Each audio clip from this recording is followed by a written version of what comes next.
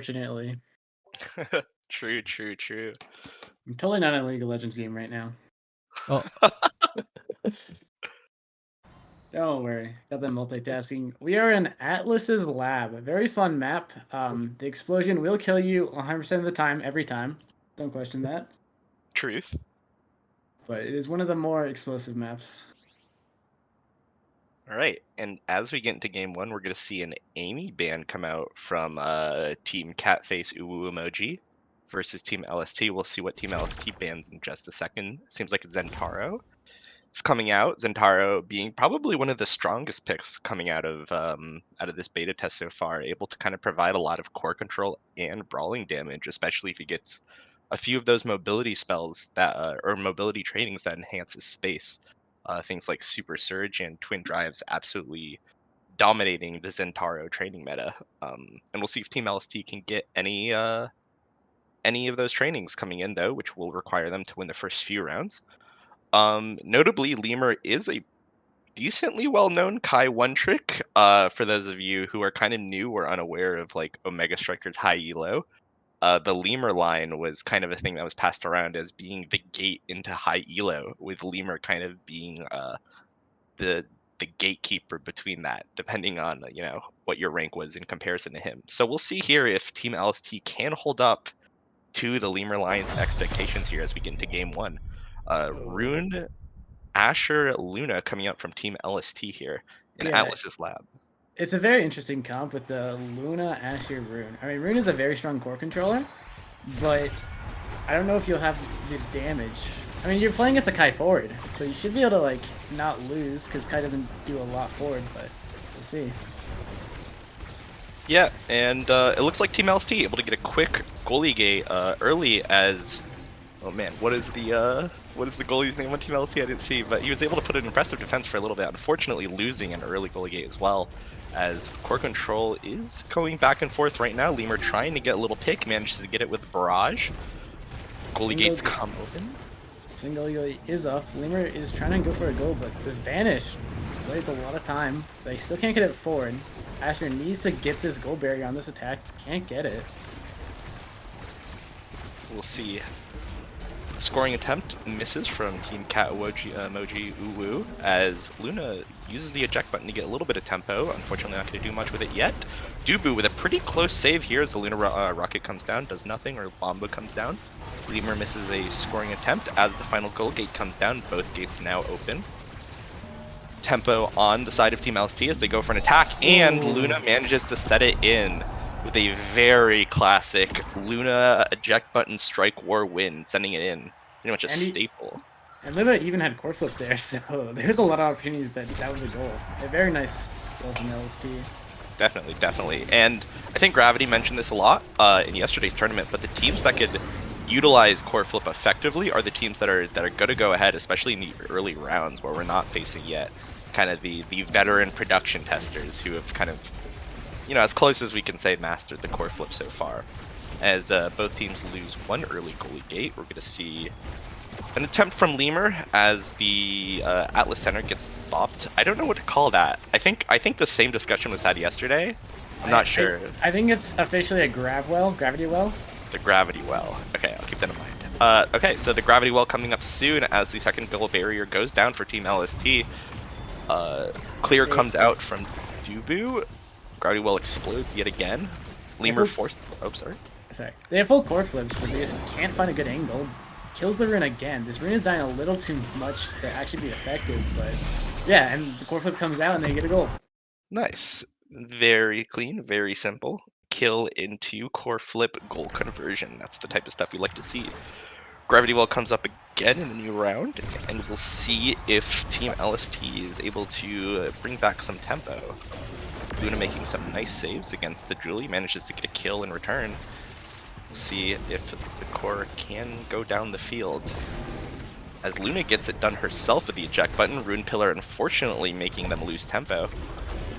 Bit of an imposter pillar. A bit of an imposter pillar, yeah. Lemur with a breakaway gets one. With the core flip on the Asher, tries to go over the goal, but actually hits into the Dubu. Still clearing. Luna goes forward. Core flip to defend, but Asher finds it with the primary. Nice, good. And for a lot of those newer players, Asher very infamous for being very good in those chaotic kind of stuffing situations where they're passive and a right click, able to kind of tap a lot of those in. And something that I was kind of really interested to see in these early rounds, I think that there was like very much a meta coming out in prod tests for a lot of like the very high elo play. But in these early rounds, I think there might be entirely different metas based off of like what people know, what people can execute. I'd really like to see some of the strategies. I mean, Asher Rune being one of those, not something that we see too often in production testing. Usually we see this Asher paired with like an Era or a core controller that could kind of procure the rock, or even just like a brawler if they just wanted to like kill people. Yeah, the comp isn't really like. I guess this comp isn't synergistic on either side because the Kai isn't really getting any value, not value, but like it's not getting as much as it could with the Juliet supporting it. Yeah.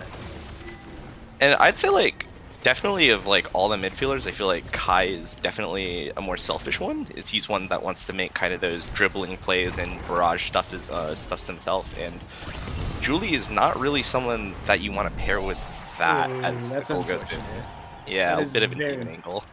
Yeah, that is the issue with Dubu goalie at the moment is that he's just a little too slow to catch what you need. Definitely, definitely. And we'll see Luna get first pick here. Twin drives up, perfect form up, 1-2 punch up. We'll see what Luna elects to go for. I'm pretty sure it's twin drives every time, no? Yeah. Usually. Yep. There are some stinger considerations, but with a Kai, I mean, yeah, when you're against a Kai Juliet, you're not really looking for brawling it in this game. Definitely. And I'm kind of questioning this 1-2 punch denial by Dubu. I'm not sure if he really wanted to. I don't know if Asher I, really cares he, about the 1-2. yeah, Asher really doesn't take 1-2 punch, but I don't know. That's a weird pick. Definitely. Definitely something that you want to leave up for your Juliet in those situations. And we'll see how that turns out as I got to see the names. Sorig gets a goalie gate down, and Leones manages to protect with a twin drives eject button. Sorig again on the offensive. This Asher's putting really good pressure forward. Get to the second goal gate through the dual wall, but Rune is dead. One goal gate down on LST side.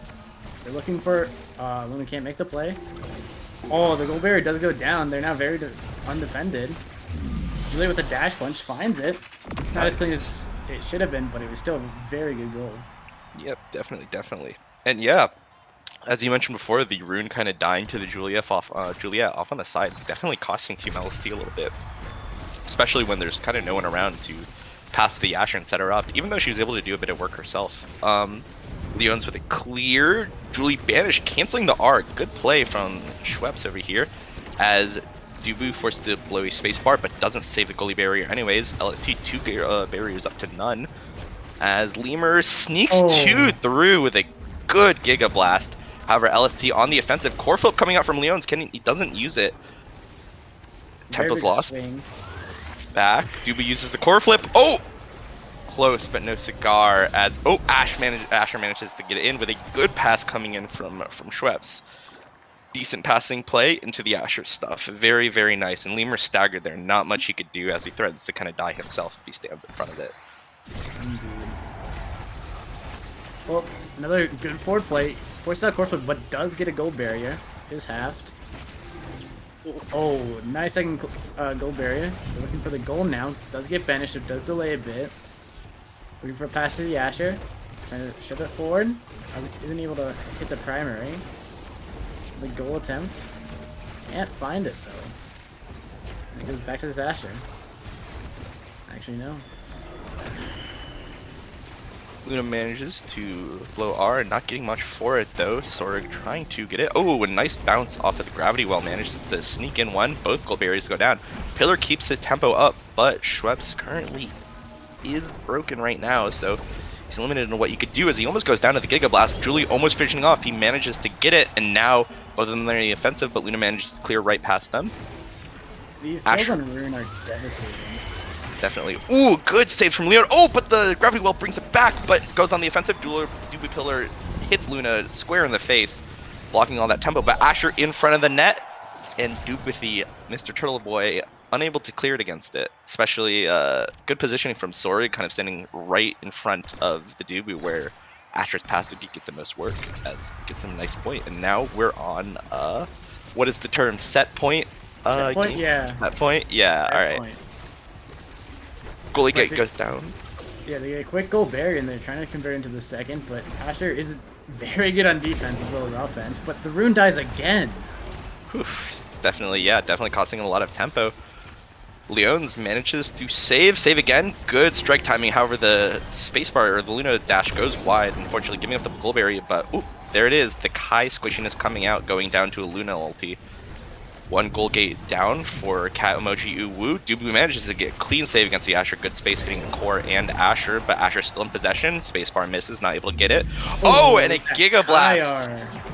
Clean from Lemur, interrupting Leon's strike and getting a very cheeky goal, as now we're on set point for both teams. We'll figure out who could get this out, and I feel like at this point, lethality is going to get higher, and the rune has been dying more and more, but Kai's squishiness is not to be underestimated. I think a lot of these later fights will be determined by whose midfielder kind of goes down first, who loses a lot of that tempo. And speaking of tempo, one goalie barrier down for Team LST, manages to not yet get the clear, but back in Asher's control, unfortunately not able to convert into a goalie barrier. Juliet manages to get the kill on Asher, a good kill, punishing Leon, or not Leon's, I forgot his name, damn, Asher from playing the boards, as 2 goalie barriers go down for LST, and it's looking pretty dire for Team LST, 1 down. Oh, Luna gets one, Luna gets one, a good save from Mr. Turtle Boy, able to clear it, unfortunately not able to save the goalie barrier in the end, as both teams are now down to the wire. Let's see if Dubu could clear. Oh, the Luna space manages to hit the core flip,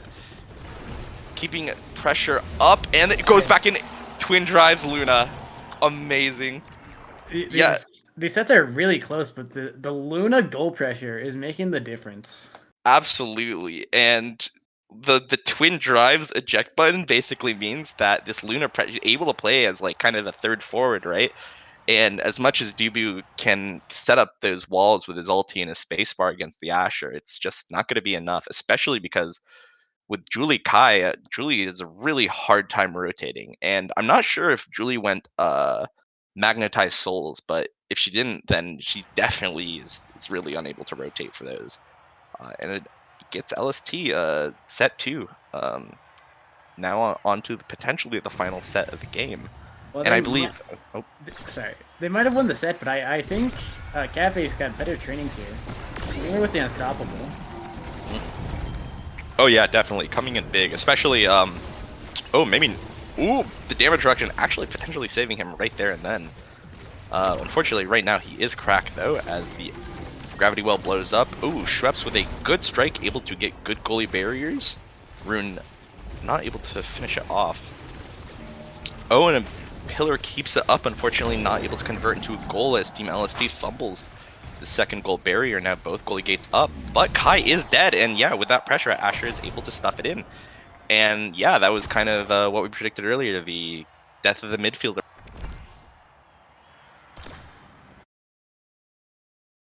To get to a goal, we'll have to get back to you in a second. Asher does Asher things. True. Mark. Yeah, Asher stuffed in the stream. We're not able to see it anymore. Let's see. All right. We're gonna psychically connect to the game and see if we could figure out what's going on. Okay, looks like we're back. Okay. Both gold players are down on LSD. We got game audio. Finds a kill on the Luna, which is very big, and rune pillar save. That rune pillar save was clean and good stuff from Schweppes. Able to grab it just at the end there as another slow one almost goes in. Sorg able to, Sorg misses, but it's saved by Luna spawning back up. Spacebar eject, allowing Leones to get a first goal barrier, which converts to a second. The core flip blocked by Mr. Turtle Boy as his own core flip comes out, but Asher blocks it. It might be the end here for... Oh, wait. For this point, not the game. But Sorg sinks in a second. And now, here we go with Team... I don't know what their Cat Face Uwu is what I'll continue to call them. Here on potentially match point. LST with the advantage. And core flip up for Schweppes, potentially able to get a crucial goal barrier or the goal itself. So things are looking a little grim for Team Cat Face Uwu here. Leon's able to get a very nice clear through the gravity well. Asher not quite dead to the Julie dash punch. Leon's passing it up with his eject button dash. Lemur able to clear a barrage, not able to sink it in. Good body block from Leones as Mr. Turtle Boy saves it, which allows them to convert into a goalie gate. LST down 1, LST down 2. We'll see if Dupe clearing into the Rune Pillar. Rune Pillar goes down as they ping pong for a little bit, but Lemur now on the offensive, very low though, potentially dead to this Asher when our next rotation comes up. Or Julie if he, or not Julie, Rune. Oh yeah, Lemur goes down to the gravity well. That thing is lethal when you are cracked. You are almost certainly always dead unless you're lucky and hits the corner, but Asher goes down to, I believe it Julie are for playing on the board, and the gravity well comes down again, 2 lives claimed. Oh, the core flip coming through. Oh, Mr. Turtle Boy able to defend, but it's not enough. And there it is. Game 1, or I believe match goes to Team LST, able to advance, I believe, as these games are best of 1. Yeah, as much as that was like a 3-0, that was a pretty close set. I believe I think set 1 went 2-2, and I think maybe another set went 2-2. I can't remember, but yeah, definitely well played from Team LST, and good play from Shreps staying alive in that last that last goal, able to get it in. And yeah, and definitely Asher right now, I think she's pretty strong. I think she's got a lot of her damage back, able to play even in that like pseudo brawler playstyle, but she's got a stuff like no other, as you definitely see in some of these replays, with Sorg absolutely going to town on Mr. Turtle Boy here. Nothing that he could really do. Yeah, Asher's just allowed to stuff it in no matter what you do, especially against a Dubu. Dubu usually has the dash to answer, but is not as consistent as it used to be. Yeah, definitely. Especially since Luna was able to grab that twin drives in that early round. Definitely improving Luna's offensive capabilities while denying some of Dubu's own defensive capabilities, and we definitely saw a lot of that here. Especially in earlier sets after that twin drive was out, Luna being able to play that third forward and getting in the goal. Definitely true. I guess, and here we go. I was going to ask another question about Aragoli, but let's shelve that a bit as we get Team Taiga versus Team Hyperblink Meme Squad. And I wonder what Team Taiga is going to ban against Team Hyperblink Meme Squad, the title dedicated to this Zentaro bug / tech that we've seen coming out from Ignis is probably on this team. I don't know if he Ignis is on this team. It is. What? And it doesn't come out. Oh wow. And it looks like Borg is gonna play it. Yeah, and let's see if he can pull out the Hyperblink Tech Squad or the Hyperblink. Yes. Yeah, Zentaro. But yeah, the other team is Ignis, MyCup, and KFC. They're picking up this Rammus. Yeah, and Rasmus on Amy's app, definitely a deadly pick with that pull. Able to basically control like an entire half of the field, getting hit by that, especially if you have size tradings. I was going against one in a norm, and I got double size trading on Asher, and I was like, oh my gosh, I'm like God mode. But I just got hit by one Rasmus pull from basically the wall, and I got pulled into death. So definitely a huge pick on this map. We'll see how it turns out for Team Hyperblink Meme Squad. As Ignis, definitely on that Zentaro. We'll see if he'll pick anything else that tournament, but given the name, I don't think so. Taiga is, Taiga has the Drakar goalie, which, and it's not even on a missile propulsion or like any propulsion map. That's kind of weird, but we'll see how it goes. Yeah. Basic, specialized training for basically everyone here. And that'll definitely come in handy, I think, for Snowball and MyCup especially, which both of them are definitely looking for a lot of kills with their ultis. Not so much. I suspect it actually won't be that crazy for Ignis, because I believe he's probably just gonna save it constantly for the tech. Julie though, looking a little low. Unfortunately, no level 2 for MyCup to confirm it, but KFC just does it for him. Able to get the first kill on the board here, which is looking to be a pretty bloody game already, as MyCup and Ignis already cracking Borg. We'll see if he's able to survive. Manages to dodge the Estelle, and nope, there he goes. Amy's the Amy app. Oh, and Amy's app claims another victim as MyCup's R comes out instantly as soon as he hits level 2, able to get a cheeky kill. Kilius on the defensive, not able to hit his shotgun shot to clear, as Ignis gets a nice corner goal in for the first point of the match. Yeah, in this game you can see just like how much coordination matters, especially at a higher elo. Like they're able to find these staggers and these kills so efficiently that Taiga is not able to even get a goal gate, let alone a goal. Definitely, and especially with this Estelle with specialized training, able to actually pump out a bit of DPS downfield. Borg is definitely going to be feeling the effects of that this entire game, basically, as Snowball actually manages to take half of his HP, half of my cup's HP with a single R, and Borg manages to get a nice turnaround counter kill. Looking for a hook kill, I believe, on Borg, but it doesn't pay off. But Ignis gets one in response at 2v2 right now. 4 seconds until my cup comes back up. Ooh, Achilles able to clear against Ignis. Oh, not quite. Core flip up for Ignis as my cup gets another pull. This Rasmus character on Amy Zap is crazy. Achilles not able to defend, though. A good attempt from him with that Drakkar shotgun. And I guess as we go into the next round, brawler goalies. Is it a thing? Is it a fad? I feel like Drakkar as a goalie needs a range, projectile range training to actually be good. So he's just gonna be kind of awkward for this first round at least. Oh, and a core flip coming out from KFC. I think he managed to kill Borg with it, but unable to convert into a goalie gate. Oh, a good block from Kilius with a shotgun, able to stall a little longer. Ignis missing a strike to lose a little bit of tempo. My cup. Ooh, taking a bit of damage, but the elusive pops out, manages to save him against the Amy app. Ooh, and we're going into a little pass back footsies, trying to get some advantage. Ooh, my cup almost staggered here. Snowball looking for a kill. Burns the evade. My cup are not finding anything just yet as he's staggered yet again. Killies might actually be able to kill here. Snowball not able to find it. Drakkar are keeping him staggered but not able to find a kill as well. As KFC stalls a little bit, which allows him to hits the tag. This can't be fair. No, this can't be fair, right? He hits the tech. I mean, it's a little weird. This tech's a little weird. Basically, it's like canceling your R. So you R and then you... It's weird. Basically what happens is you cancel your R hits, but you're still elusive. So literally what it does is it dashes down, like it's a targeted dash, and then he's elusive. So I don't know. It feels more like a tech than a bug, but it's probably a bug. But yeah, that's just the power of it. Just they don't expect the ability to reposition like that. Yeah, and definitely the power of Zentaro on full display here from Hyperblink Meme Squad. As Prime Time comes out, which will definitely help a little bit of damage for Ignis, and it will allow him to get his passive stacks a bit more.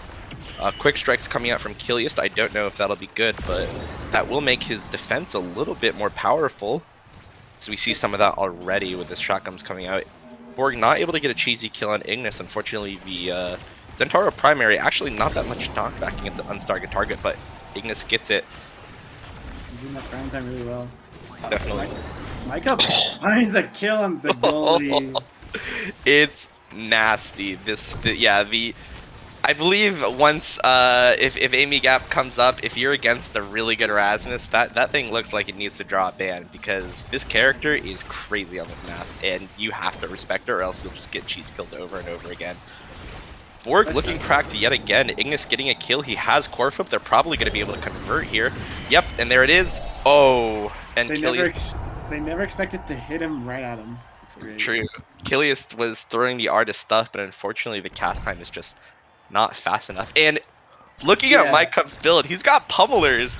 He's pummeler specialized. He's expected to kill people on cooldown. This man is out for blood, but unfortunately he's going to be eaten up himself.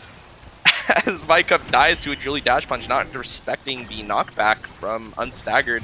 Ignis himself staggered himself as KFC able to stall a bit, giving Ignis a bit of breathing room. Passing play doesn't go the way that they want. Achilles gets it away from my cup, but my cup able to snatch it back with a pull. Borg wins the strike. Worst Snowball a little bit staggered himself. Dies to the strike shot. Pretty brutal. As we'll see, neither forwards have core flip to confirm, but a strike war win from my cup using it, or a spacebar strike war win from my cup, able to confirm it. Borg does have core flip. KFC able to hit it. Borg losing the strike war, and the tech comes out, but Achilles can defend it. Borg in front of the net with core flip, not able to convert. Snowball able to send it forward, but unfortunately KFC gets a pretty easy clear here, as they're both teams playing kind of precariously around the Amy app hole. We'll see if they could do anything with it. Achilles just kind of dashing it back and forth, buying his forwards a bit of time. Borg has core flip. Oh, but he misses. Probably KFC looked ready for it, so he might not have. Oh! Like, just the Oh! ability to grab the ball like that. Basically just self-passing it to yourself gets that goal. I'm so surprised that they gave them Erasmus with specialized training as one of the first awakenings on Amy's app. Yeah, definitely. And I can't even remember what their ban was. It was like Luna, wasn't it? I guess. Yeah. Yeah, and I'm not sure how much we need to be respecting Luna Bomba nowadays, especially with how easy it is to dodge with the quarter fence. And sure, you're going to be down on energy, so you're not going to have a lot of core flips if you didn't ban it. But I mean, like, we're already seeing the power of Rasmus here, so definitely not the correct ban, I'd say, looking back on it. Snowball looking a kill from My Cup actually does get it. He was low enough. Borg, unfortunately, losing the ward to Ignis, being down a level and a prime time, which makes it a bit hard. Snowball trying to convert this, but KFC and Ignis putting up a good defense. Snowball R comes down, which manages to send core fast enough for it to slip by KFC as Achilles tries to get it up to Snowball again, but he doesn't have any cooldowns to convert and dies here to the, I believe, Rasmus R. But Borg in front of the net with core flip, not able to convert. Achilles goes up with his eject button, and yep, there it is. A good stuff attempt from Borg, 1v or 2v3 here with the core flip, able to get it before KFC could react. Yeah, you have to be very cautious of anyone with core flip in front of your net. Even if you have all your abilities up, it might still not be enough. Yeah, definitely can slip past you, and it'll definitely slip past you, I believe, on like higher ping. But I think this is mostly a West Coast game. I don't think ping's like a problem here, but against like if you're a goalie, if you're a West Coast goalie like Goomy, you're probably not going to be liking that too much. You're gonna have to play that macro game a bit. Achilles able to clear with a shotgun, nice. Oh, almost passes a Snowball, but Snowball's a bit staggered, not able to do anything as the Zentara passive strike able to get him 2v3 right now. We'll see if they're able to convert. This Drakkar R is going to make it a bit hard. Oh, but yeah, good pass into the kind of the mix-up from Ignis right click, the Ignis primary. Able to throw off Achilles' timing and get that goal as Ignis is going to be the MVP. And if we see something like Super Surge, this game might as well be good as done. But Adrenaline Rush, no Super Surge, but Adrenaline Rush and Tempo Swing might be a good poor man's version of that. Best because he takes Unstoppable here, but he's going to take the Adrenaline Rush. Really Unstoppable? You just want to deny it from them. They're dying more than you, so if you get the Unstoppable, they just don't live. But apparently, no one takes Unstoppable, and Rasmus gets Rasmus gets it. I mean, it's probably best on Rasmus, but as a Zentara, I would have stolen it just so that they couldn't get it, you know? Yeah, definitely. And yeah, for those unaware, so what Unstoppable does is that it reduces the damage taken, as well as vastly reducing your knockback. So unstaggered kills like that just basically don't happen, which would have been really good here against Rasmus on Amy's app as Snowball dies yet again to the pull, and Ignis gets a kill onto Borg, and it's looking pretty grim. Oh, Achilles with a good defense, but unfortunately it's not going to be enough. Estelle keeping it forward, Micah running laps around Snowball basically. KFC almost lets it through for an easy one, but he's able to clear it. Borg and Snowball on the offensive, but another R pulls him through, and Micah's in a perfect position to score this right now. Achilles has no cooldowns, passes it down to Ignis. Micah in a position to receive. Ignis goes for the score attempt himself, but there he goes. A good passing play into Micah, and Achilles can only watch as another course slips past him. Yeah, as much as, I don't know, actually picking the right Awakenings and Awakening draft matters so much in this game. Definitely. Yeah, and we're definitely seeing a lot of that with like a lot of complexity with like what do you want to deny, what are you denying your teammates, what kind of like trainings do you both want, what kind of trainings you want your enemy, etc., what kind of builds coming out. Definitely something that I've been appreciating a lot in my games, and seeing that kind of come in play here as someone's dead. Snowball's dead, probably to my Kapara. I didn't see it. And Nugas has the Adrenaline Rush and is just able to pressure this forward. Yeah, crazy. Oh, Micah trying to break Achilles' ankle, unfortunately misses the goal gate, but Estelle is able there to keep it up and keep the pressure. Snowball almost dead again as he's cracked, and another Micah pull will just kill him. I don't know. Yeah, there it goes again. This is brutal, and we saw there for a bit that KFC read what Micah and Ignis wanted to do with killing, and he basically just self-dribbled for a bit, able to buy that time where they're able to pressure it, as they're able to get a clean goal gate. Unfortunately, both abilities whiff, so they're not able to get a score. And now they might be on the defensive as Micah rolled on Kilius by yoinking that core flip right under him. The Estelle sip coming out very appropriate in this situation with that cheeky play, and Kilius has to be feeling bad right now. The initial stuff comes through, not much damage, but the core does go in favor of Hyperblink Tech. As the core gets down the field, MyCup is there, but he's looking a little low. Another combo might kill him. A core flip from KFC manages to grab down a goalie barrier. Borg trying to pressure. Nice, and the pass from Drakkar are able to send it forward and break the goalie gate, but now we're looking at Hyperblink Meme Squad on the offensive yet again, able to get a good clear, but KFC manages to clear it down. We'll see if Snowball can convert. Unable, the core is going fast. Overtime's still a bit of ways off, so we've got some normal things. Borg barely manages the death here, but it slips right past Kilius with a well-placed strike from MyCup. Very clean angle and very dominant game from the Hyperblink Meme Squad. And the best part is that we got to see the Hyperblink meme. We did get to see the Hyperblink meme. I'd love to see more of that coming out, and I'd definitely like to measure the power of this technology, because first impressions here, it looks really good.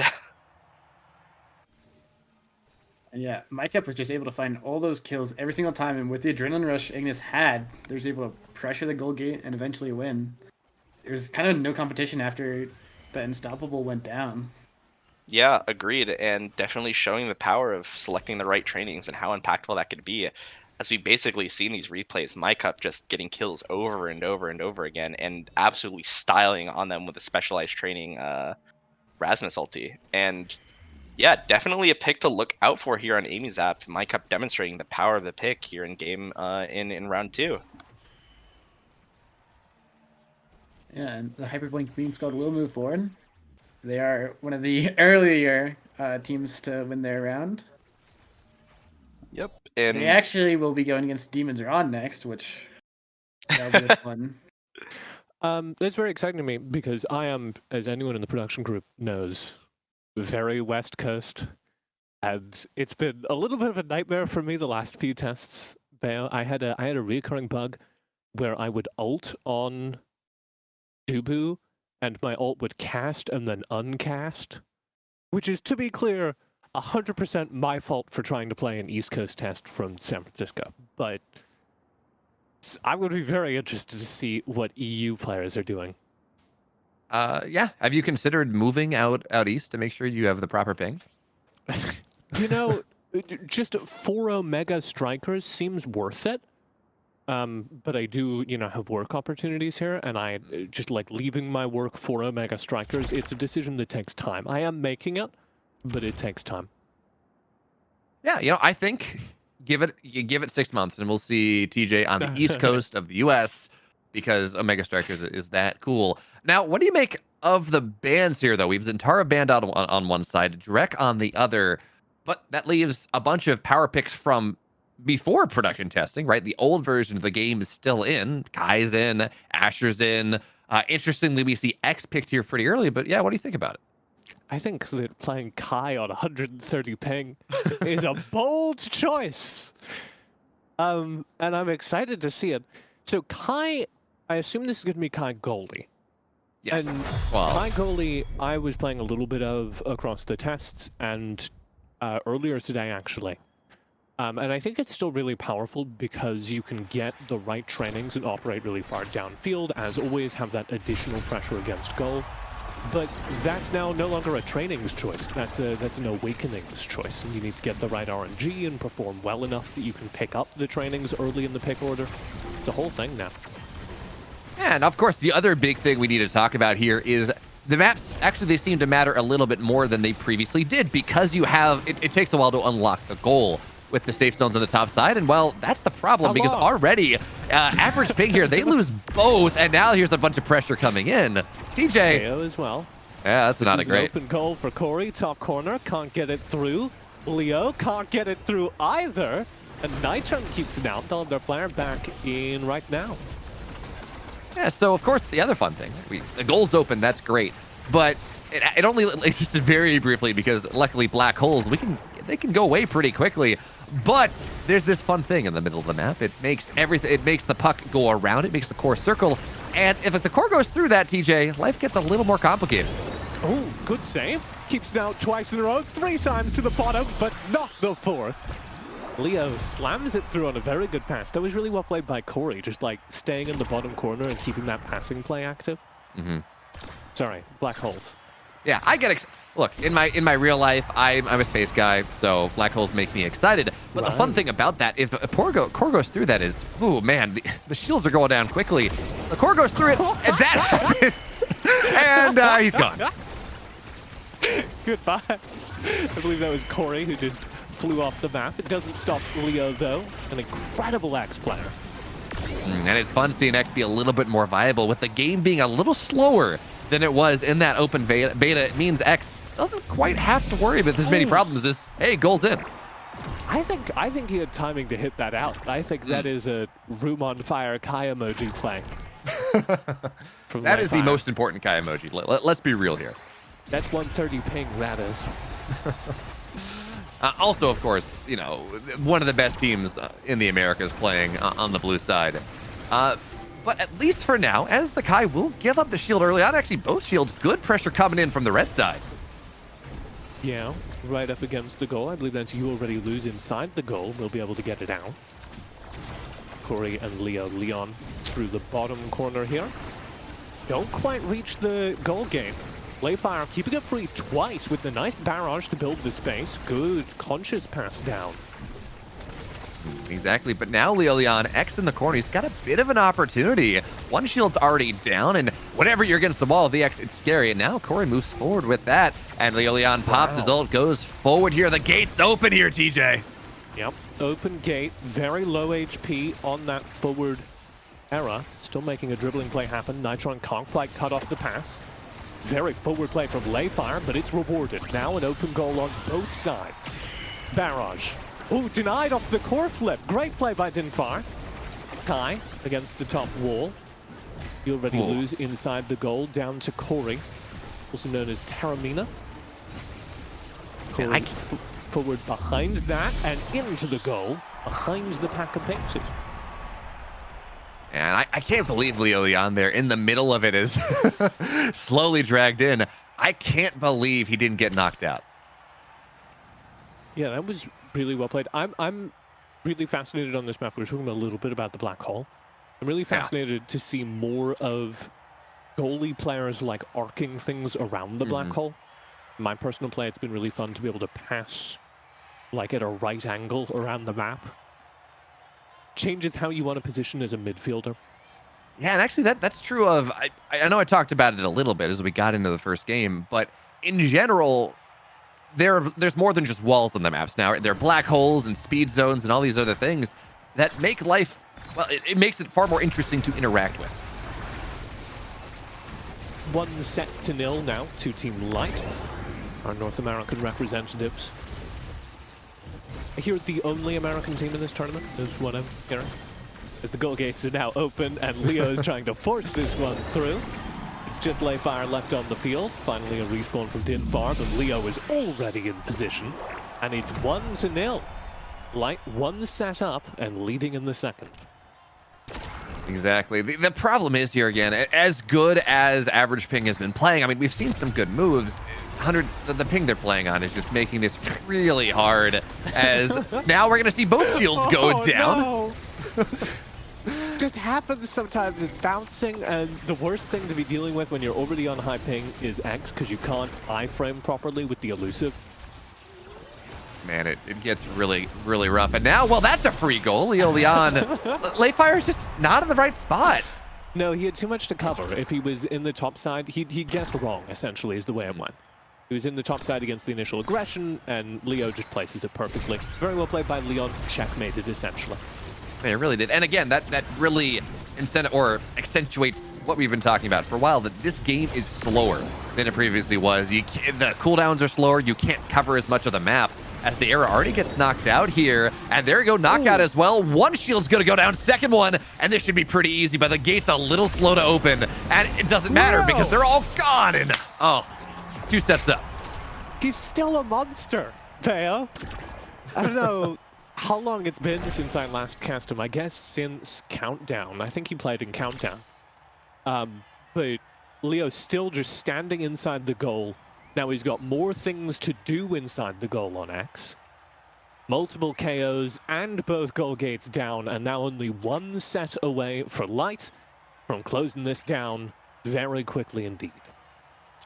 Yeah, and again, as much as we want to talk about how well or how not well, the elephant in the room, not to harp on it too much, the elephant in the room is the ping. But as we move through this, we finally get our affinities all done, or our awakening is all complete.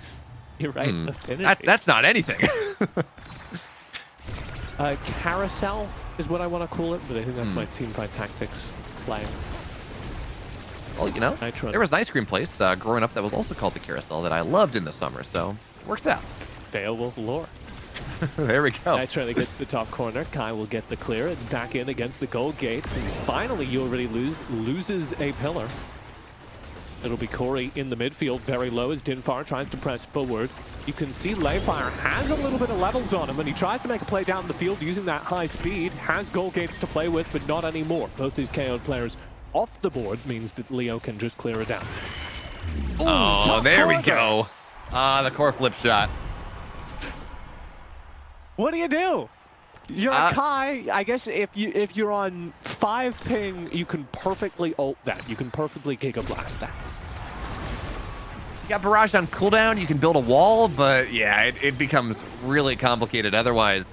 And now one thing I want to point out here is we're playing in the mid game first, or in the middle of the map for a second, is look at the goalie positioning right now. Yes, Layfire has struggled early on, but now that there is that one shield that's down, well, he's... Oh, that's unfortunate. He's playing pinball. God, that feels bad. Well, I was going to say, you know, he's doing a good job of just covering the shield because that's all that matters. But the shield goes down, X gets the shot in, and now we're 1 goal away from this being a 3-0. Okay, you're right, but did you see what Layfire did there? Because I don't know if it was intentional. I'm going to assume it was. I'm going to give him the benefit of the doubt. Because it was really cool if it was. He hit it into the black hole so that it went back to him, essentially a dribble. Oh. There was no other clear angle. Very cool, actually. That is actually super cool. Layfire on the bottom wall. Oh, dangerous. He already gets the clear. Yeah, there it is. That's technique. He's intentionally dribbling it against the center star. Very fun. And it does also clear up the midfield, so if you want to make sure your passes are working properly, you don't want to get moved out of the way, it does make a little more. Now the shield's gone, and Layfire, that's kind of where he's been struggling. Yep. Clear out, down a player, Layfire. Back wall, finds one clear, knocked away by Leo, dodges the engage off the board. No one's there for average ping 130. As the Europeans are mopped off 3-0, 3-0 in the final 2 sets. Yeah, I mean, they had some cool ideas. I do like that black hole tech. It makes a lot of sense, but hey, some of the 3 best players from North America and average ping at 130. So here's what we're going to do while we're waiting for the next game to start. I am looking at the Discord chat. We have an advantage here. Normally I'm like casting an event and I can't look at chat. I would love some thoughts from the boys. Boys, a gender neutral term. What's happening in the middle of the map? What do we call that? Is that the star? Is that the black hole? I'm reading our caster chat. Brickbat also asked this question. We got Imy's Pit, the well, the hole, dead zone from that chat. Although, I think in fairness, he's not talking about the black hole or the star. He's talking about the pit on Amy's map. Oh yeah, you're right. That's not Atlas's map. It looks like, at least, I should full screen this. So it looks like we are getting into game. It was a little bit, just the transition getting into this lobby looked a little bit laggy. But, you know, maybe it is what it is. So the 3 hovered characters are right now, we got Vaughn on Luna, Snake on Zentaro, and then Gumi on Kai as goalie. So the main difference being rather than Jakar coming out for Vaughn, it looks like we're going to go with the Luna instead, which was banned out on that first game. Yeah, it's interesting to see both the bands getting switched up and the characters getting swapped up because of the bans. We see Estelle picked for Light as well. It looked like both teams knew each other's bands inside out. Yeah, both characters that got banned last time are making an appearance now. And we have Corey on Estelle. So this was that situation that I was mentioning where it looks like Corey on Estelle to support Leo Leon on X, but Snake is not playing the mirror match on X and instead opting for the Zentaro. As we do have early forward pressure from the side of Light. See if they can't get any goal barriers. Should be a easy clear. Now, I'm really curious how Snake is going to play this matchup. Zentaro is a new character. I haven't put that much time into him, so I don't know what kind of the way meta is shaping out with how do you play Zentaro. Is he a kill character? Is he meant for this midfield role? You know, where do you kind of place him as, like, what type of role would you put Zentaro in? Yes. Yes? He is very good core control, he's very good scoring, and he does have good kill potential with setup. He's not a solo kill potential character, but he is very much like off that. And it was perfect form start. Perfect form start is great for Zentaro. Probably the best character if you have a perfect form start to pick. Now, just for clarify, correct me if I'm wrong, does perfect form give him cooldown for each tick of his ultimate, or his special, I mean? I do not know exactly. I haven't tested that. As we get 2 kills out from the side of Light, they do lose a goal barrier for it, though. But instead, they will gain a goal right away. It looked like 2 snipes from the side of both Corey and Yari Luz that got both 4s and put Gumi into a very bad spot. Yeah, and then Leo Leon managed to have his special available just so that when the last goal barrier broke, you know, he could still punch both Gumi and, or was it Vaughn up? I wasn't sure who was up at the end, but punch both Gumi and the core at the same time, essentially guaranteeing that score. Yep.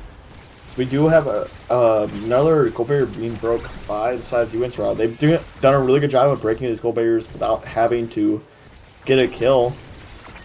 But look at this, Leo Leon getting the return barrier with Vaughn currently staggered. Oh, but Snake's doing a lot of damage. Back to Leo Leon. Leo Leon forced to use his elusive to get out of that final hit from the Zentaro special.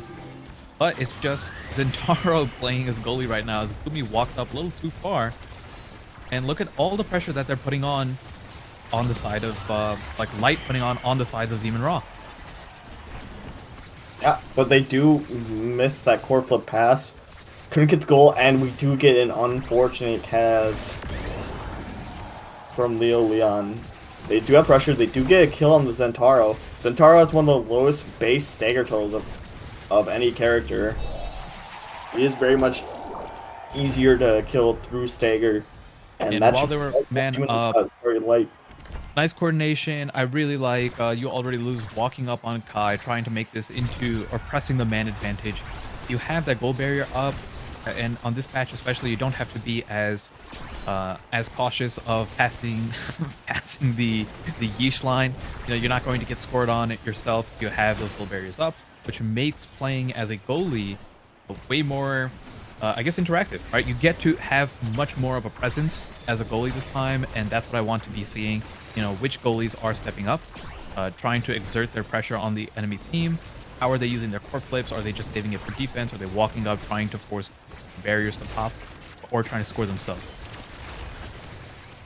Yeah, it's very much game of chess and how you want to play. Gumi almost dies to the side. He almost crossed a different type of line, as in the out of bounds line. So right there, Leo Leon was able to force the full core flip out of Vaughn just to get the elusive going, or the evasive going. And Vaughn still cracked, only has enough, he might not even have enough to do that last bar of evasion. Leo Leon forcing the KO on their own gold zone. Yeah, I mean, Leo Leon's putting all the pressure, gets another kill and KO. Leo Leon is showing up now. The leg made him worse, as weird as it is to say an X is worse without leg. With leg than without it, because I feel like X is one of the Unga Bunga, I hit everything characters. And one thing that is important to note, where it didn't matter in this last point over there, but getting these KOs that happen at the same time of being scored usually is irrelevant. Like, yes, you get some EXP. Now that energy meter is a thing, getting a KO on someone, even if it's like after the goal is scored, is important because you're resetting their energy. And that's a big deal, right? If someone is close to a core flip or has core flip available, putting it back to 1 bar is, that's a huge setback in terms of your like offensive power. Yep. When I'm playing as like Juliet and I see someone who has core flip, I tend to Juliet all to force them to use their core flip just to get out of it. It's a very good tool just to deny them that. And sets them really up for KOs, just not having that bar to be able to dodge. As we do have great scoring potential there from Snake. He definitely put on all the pressure and got both goal barriers. Both goal barriers into the pass down, using his primary to secure the goal. Really good so far. Yep. It's exactly what you want to see when you're down the first round. Starting off really good.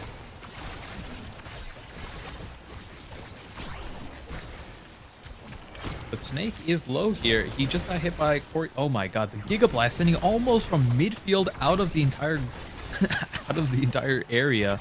Leo Leon getting hit by the same Giga Blast from Kai. I think Giga Blast is, I'm not gonna say it's the strongest knockback ability in the game, but it is up there. It is one of the most powerful knockback abilities. That's why a lot of the times, if you die to a Giga Blast, it can be from full health because it just sends you so far back, regardless of how much stagger, whether your stagger broken or not. Oh wow, that was a great core flip, getting a kill, but Kai was you already lose on Kai being able to save that. Really well protected there. But he had to guess the mix up, and Snake guessed right. We already lose did it. Snake also did a really good job of waiting there on his hit and baiting out that Kai ult to go straight past him. I'd like to play from You Already Lose to try to get that Kai ult just to put it right in front of him, force him, no matter what he chose, to get hit by it. But it didn't work out that way. Leo Leon is putting on all the forward pressure despite being all the stagger, and he will go down for it. Can Light hold on here? Looks like a very different second round compared to the first. Yeah, I'd really like to see You Already Lose step up a little bit. Like right here, he's doing a really good spot of putting pressure on from the midfield, right? He doesn't have to worry about protecting his own goal. It's not open. So these are one of the things I was talking about, where you get to, by standing in the midfield as a goalie and being ranged, you get to act as an extra, offense player, an extra attacker. You get to be the third person, so rather than it being a 2-on-2, even if you get a KO, it typically ends up being a 2-on-2 because the goalie still has to sit back. So you have to put that man advantage up, which is what they're doing now, and it ends up causing so many cooldowns to come out, and these situations where you just cannot handle the pressure, right? Once you burn all the cooldowns, usually the team with the man up is going to end up scoring.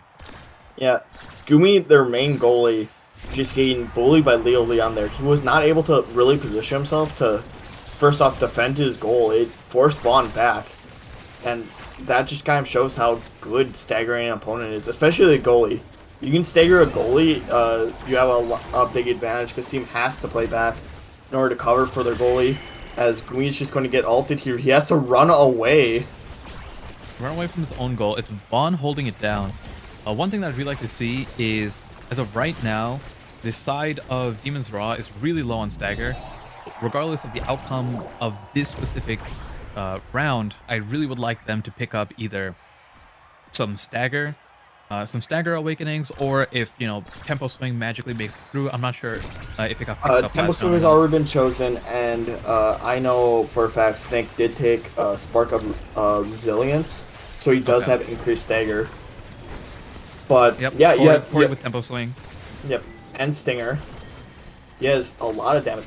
So Stinger was up to be chosen, and was chosen by both midfielders. You're seeing it kind of similar playstyle for both teams. Oh, but right now, Demon's Raw has the advantage. They have no gold barriers broken on their side, and a full goal open right now. So maybe Snake can make something happen here. But Leo Leon is putting on a lot of pressure. As this round goes on, it looks like the man advantage is going to go to light. You could just take a look at the staggers in general. Like, look at how low Snake is, look at how low Gumi is. It's just a matter of time before one of them gets KO'd. Yep, and look at Gumi. He's taking all the pressure. Can dodge here. Snake Core just flip using all used his by- abilities, not able to get core control here. And there As it is. you get the snipe, Light taking that second game, it down 2-0. They really forced the pressure on Gumi, and Kai's big issue is he doesn't have any way out other than dashing away, being able to knock back with his ult, and or just being able to get out of there with a flip or a dodge. As So- soon as you can get onto him, he's stuck, and he has to waste precious cooldowns getting away from you that he needs to defend. If Leo Leon takes Castellas here, it's gonna be rough for Demon's Raw. And there it Stagger is. Swagger, I like the choice from Gumi to take Stagger Swagger here. I would actually like if Snake also took Stagger Swagger, with it being the infinite.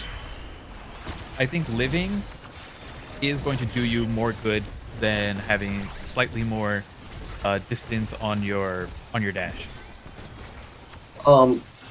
With Zentaro, his dash range being that much bigger is so huge for him that I actually like him taking aerials over it, even knowing that aerials isn't as good. Also, it denies a really good training from Corey in aerials. I can see that. That is a good point as well. But it's just one of those things. Oh my goodness. Getting the KO. Maybe I was wrong. Snake proved me wrong here, showing that aerials is good. I would have liked I would have went the defensive side personally, but he believes. He's saying, I'll just KO myself. Zentaro, best in slot Zentaro is normally having perfect form and then dash increase. Super Surge is best because it increases just your dash damage. Other than that though, like right now, Getting the double? and he almost got the downward angle as well. What a And- sick play. Regardless, Yeah. just getting the double gold broken, the barriers both going down is insane. And you see Dragon Throat, like they've been putting good pressure on early into these rounds. It's a thing to see if they can finish them off. Yeah, it's one of those things where they are getting these points so fast where the rounds are not going long enough for Leo Leon to be able to get these kills, right? Corey and Leo Leon putting in some chip damage. Like, you can already see Snake stagger right now, but he's not off the map. Well, speak of it right now. But they both traded the KOs. It's still even right now. As the rounds go on, it's in the advantage of Light because they seem to have the higher kill potential. But I like what Gumi is doing. Stepping up, even though it's a 2-on-2, he is stepping up to try to make like these plays happen. And he, with his core flip, was able to get down one of the barriers. They traded back. It's 1-to-1 right now. But take a look at Snake. Almost dead again. Yeah, Leo Leon though is also staggered, and wow, What was the move that pushed him off there? Was it it was a Giga Giga Blast. No, it's one of those things where I still feel like Giga Blast has so much more knockback than everything else in the game. That it's one like I just don't expect it to kill based on everything else. Really good score from Snake. 3-0 on this round 3.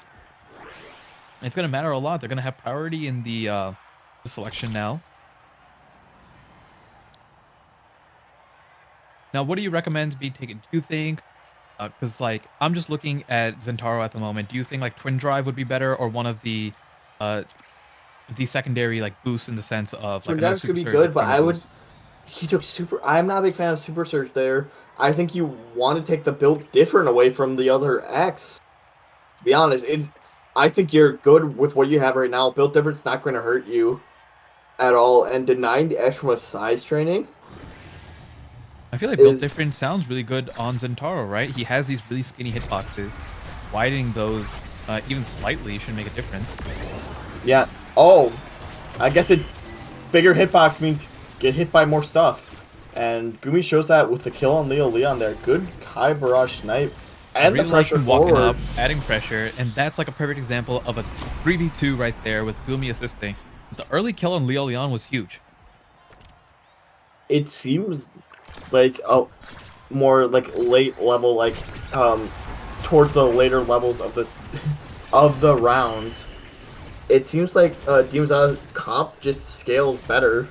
They get more staggered. They can survive this X better, and their scoring potential is very much better with the Luna dash, with the Zentaro, all of his abilities, with the Kai walking up. Yeah, and if you saw before, Snake was staggered. He dashed all the way to the side of Light, but Corey wasn't able to finish him with 2 abilities. And once you use your primary and your blink on Estelle, you're just waiting around doing nothing. And that seems to happen quite frequently. Snake is gone now, but they're using so many abilities. Their own gold gates are broken open. And Gumi's doing a great job of just holding down the last barrier that they have. As Snake is going to kill with his ult. That's an unfortunate situation for Yari lose. Light needs to make an adjustment here. It feels like Leo Leon needs to play more on Gumi and force a difference out. Corey's just going to die from Luna ult here, as we do have a lot of pressure being put on to Yari lose. Ooh, great dash out, putting himself back into safety from Snake. Although he's still staggered with almost no HP, they still seem to be applying more pressure. Leo Leon is close to dying. Maybe they can trade this back and make this a little bit even. But as of right now, Gumi might end up going. Forcing the elusive out of Gumi. We'll survive. We'll dodge that. Oh, just misses the X spin. We'll ult Gumi though. Gumi has nothing else. Gumi is dead. Now you're forced back into a Luna goalie situation. Does have Big Fish, does have a bigger hitbox at least. Yeah, but not scoring right there before. Okay, at least he got it back now, but that was like dangerous time. Like that was your opportunity to score, and missing that could have made this another 3-0. Yep. But even it back one more, and they'll be tied 2-2. As we all get an immediate goal break on the side of Demons Ra. They do have a lot better pressure onto actual scoring opportunities than the X and the Sistel. Yeah, they have so much map mobility that it feels like they can score from anywhere, right? Like Snake just presses spacebar once and he's in their goal exactly like that. Almost able to catch the core there. And he gets the kill. Uses his core flip to first the kill out, which is really, really powerful because the core flip has a set distance of where it knocks you. People don't realize that you can use that as a KO tool and just ignore the fact that it can cause a core flip. Oh, Quick Strike is an infinite. You can't deny Quick Strike away from Leo Leon, which does hurt. And your Kai is staying back, so Primetime will be taken by Vaughn. We'll probably see Glass Cannon out here by Kai, an extra special. Yeah, I like these. Yep. I like these pickups. I think 1-2 punch with how low the cooldowns are on Zentaro is really good. And it procs off of his ultimate, right? Because it's just if they've been hit within the last like 2.5 seconds, I believe. Yeah, as you see though, you drop down Lunal and they're forced to dodge. Yeah, but look at Leo Leon. It's only been a few seconds into this round and almost has his core flip already.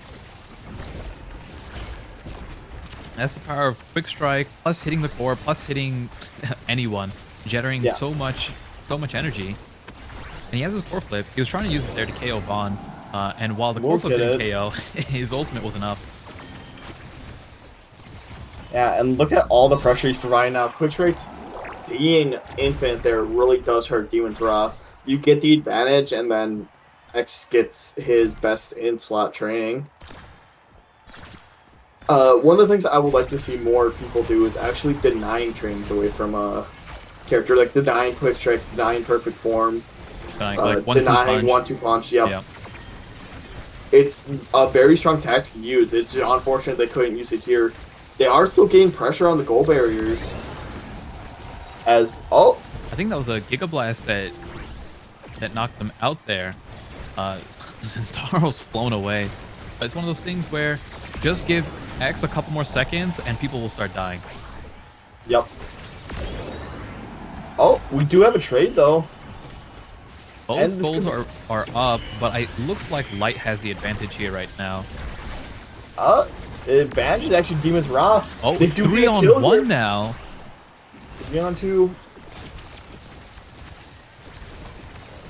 Corey's trying to finish Snake, but not enough. Okay, tied 1-1 on game 5.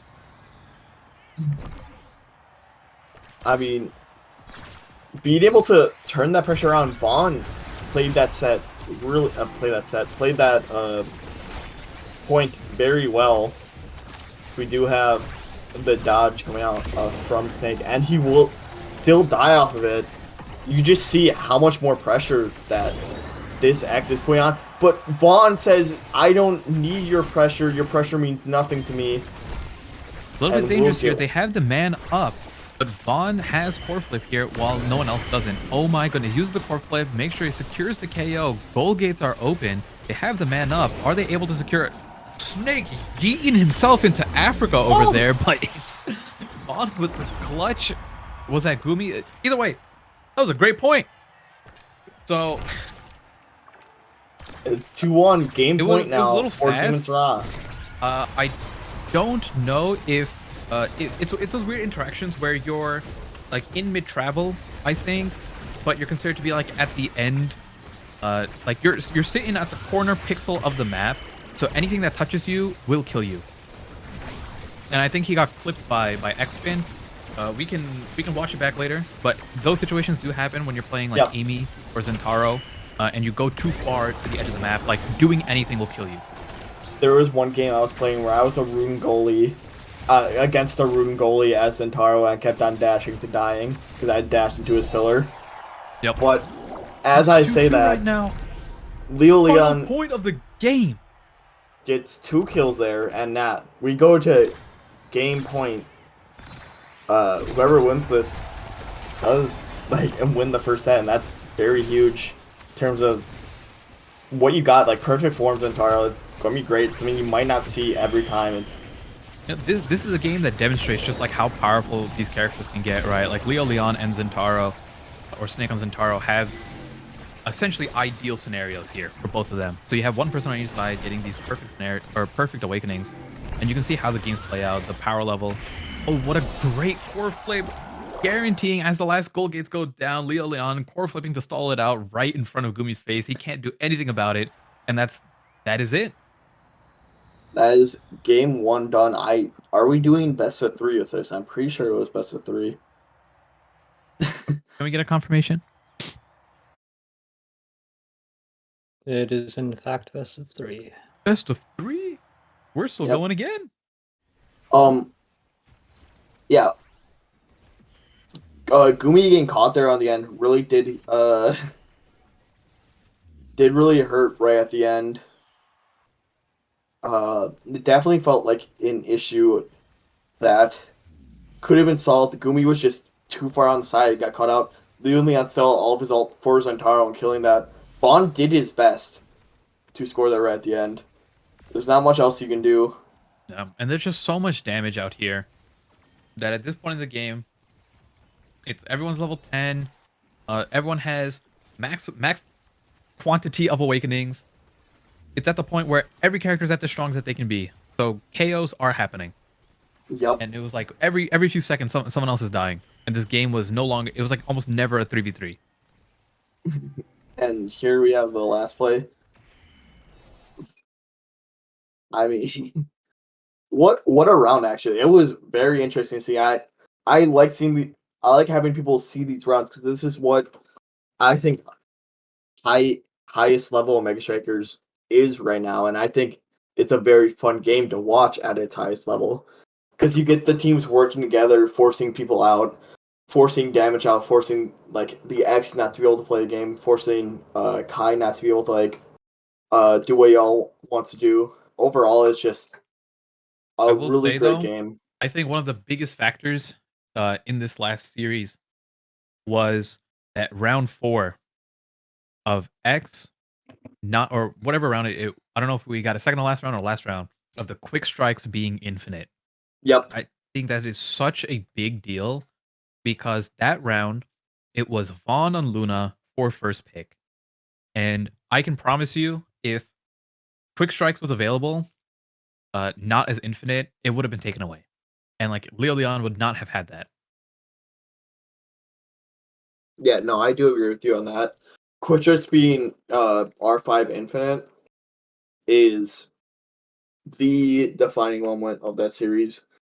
But also, if you look at it from the perspective of Zentaro, that you guys had perfect form for Zentaro. And like you had the opportunity to win it early, and you lost the first 2 rounds. Eventually, it was going to get to quick strikes, and That is true. unfortunately, you couldn't deny it. Yeah, it's not a guarantee that you can deny it, right? Like if they won the round and X happened to be first, he would have gotten it regardless. He was first on his team. He just happened to lose that round.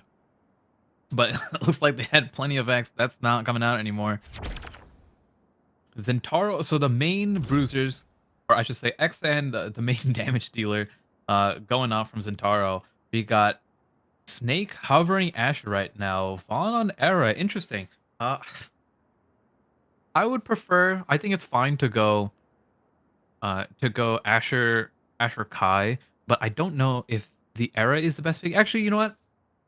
One of Asher's, or if not Asher's biggest weakness right now is her movement speed. So I think that's kind of the thought process here. Maybe if I can go Era, and I get my hands on a Chrono Boost or a Twin Drive, I can kind of remove that weakness of. I can remove the weakness of Asher by just constantly giving some speed over there. I hope you like Night Market, because that's all we will be seeing for the rest of the tourney, apparently. That's fine. Night Market is great. Yeah. I feel like it's one of the better ones where you're not having to force to ban the Rasmus, like ban a character. Yeah, I It feel feels like Night Market is very- one of the more neutral ones. I think you get situations with like Oni Village because of the shape of the barrier and it being on a corner. You can protect one, like you can give up one and let the other one be protected super heavily by a melee character. I feel like Night Market is like one of the more neutral ones where it feels like no particular character has like a super huge advantage here. As we get into game, kill advantage went out to Light, but they couldn't get the last pillar, as though Demon's Rod does get the final pillar. Can't find any pressure off of it so far. The Amy's doing a good job of putting forward pressure on. We do get both barriers broken, both sides, and it's going to. Oh, what a save there! Kill. Oh, What a great insane angle. shot from him. Yeah. I was expecting him to pass it up towards Snake so that Snake maybe had a chance to redirect it if he needed to. But finding the angle on the bottom of the goal there, a great shot from Gumi, and I like that he was able to step up there and let Vaughn handle from behind. Yep. Oh, Early KO. Doing really good, but not able to break the barrier there. Snake using his own core flip and not resulting in a gold break. But Vaughn coming through with that. Now they only have the top one left. Leo Leon is getting low, forces the elusive out. we'll go Walking back, back to grab get the this. health back. Yeah. Walking forward to get the health back. Oh, sometimes these calls throw me off. As we do get the kill back onto Snake, and what pressure Leo Leon is putting on from just striking, to be honest. He's forcing Gumi to really protect every single part, every single inch, and he will not be able to do it for the entire time. But we do have Snake back up, and a miss dash, but he makes up for it. Angle looking great, and I was just about to make a point. I really like Caleb on Amy. I think you have so much more pressure. So like the big trade-off is, I think Amy is weaker at protecting your own goal, but in exchange for that, you bring so much more offensive pressure. Because Kai, we'll see what Kai does here. Oh my god, I love seeing those double gold breaks. Yeah. Oh, and the read from Leo Leon knowing you want to hit it down. Yeah, aiming his primary down to catch that core being sent, trying to clear down and catching it in the process. But what I was saying with the goalies here, so Caleb opting to choose did you choose Amy as his goalie instead? Because you add so much more offensive pressure, right? You have the dash or the blink that is so quick to KO. You have the turret, which applies so much consistent pressure, and by taking strike shot, you have the extended projectile range, which is great. It's like an old missile prop. Yep. You have the longer turret and longer primary. But the thing with having Kai is it's better defensively to hold with his barrage. Something that Amy, you have to waste the entire ult for. Yes. And is arguably harder to get through, to be honest. Easier to get through. Yep. So it's that trade-off of offense versus defense, and it really comes down to playstyle, right? Like, which one would you rather prefer? Which one you think your team needs at the moment? Right now, offensively, the pressure is being put on by Light. They do get the barrier. And look at where you already lose his standing. Going a little too far there, trying to get the KO. Either way, if he manages to walk far enough, he can get that core flip. Almost enough, trying to get that same angle from the last point, or from the first point, I should say. We'll get the goal barrier broken. These teams are going back and forth, neck and neck. Got some dribbling out. Leo Leon putting it past one. Corey does get the great shot from angle. Corey. As we do see Light taking round one again. It seems like Light has a better read on these early stages. And they don't get anything they really want for Asher. If they got another size training, it would have been great.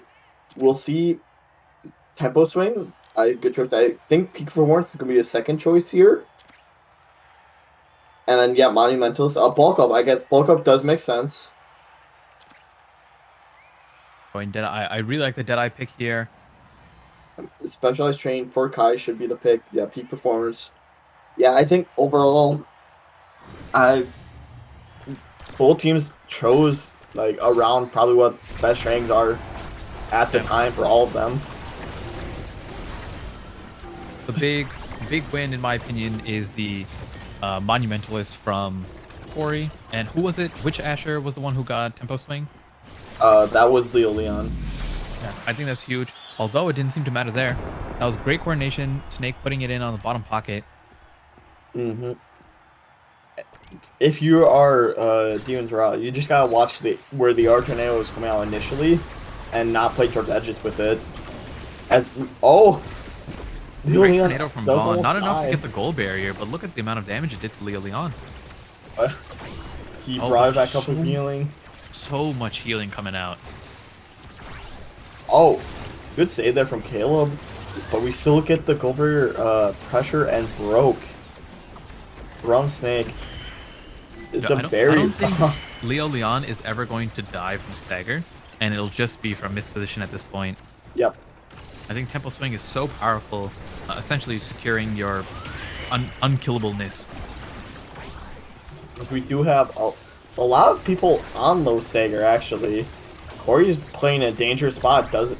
Is able to live for now, and will pick up health. We have Leo Leon playing. You already back. lose, trying to walk up, rotate a little bit ahead, and see if he can use his cooldowns to secure that goal barrier. Misses his own core flip and has to walk back, but in the process loses their barrier, opening up their own goal. Yep, and Snake is low right now. Snake is low, but he's walking up. He's ready to score. And we have forward pressure here. Unfortunate get past. Great barrage from Gumi. I think that goes in if he doesn't barrage it perfectly over there. Yep. Vaughn has yep. core flip. He might be able to make something. They're a man down right now, but they might be able to make something with this core flip.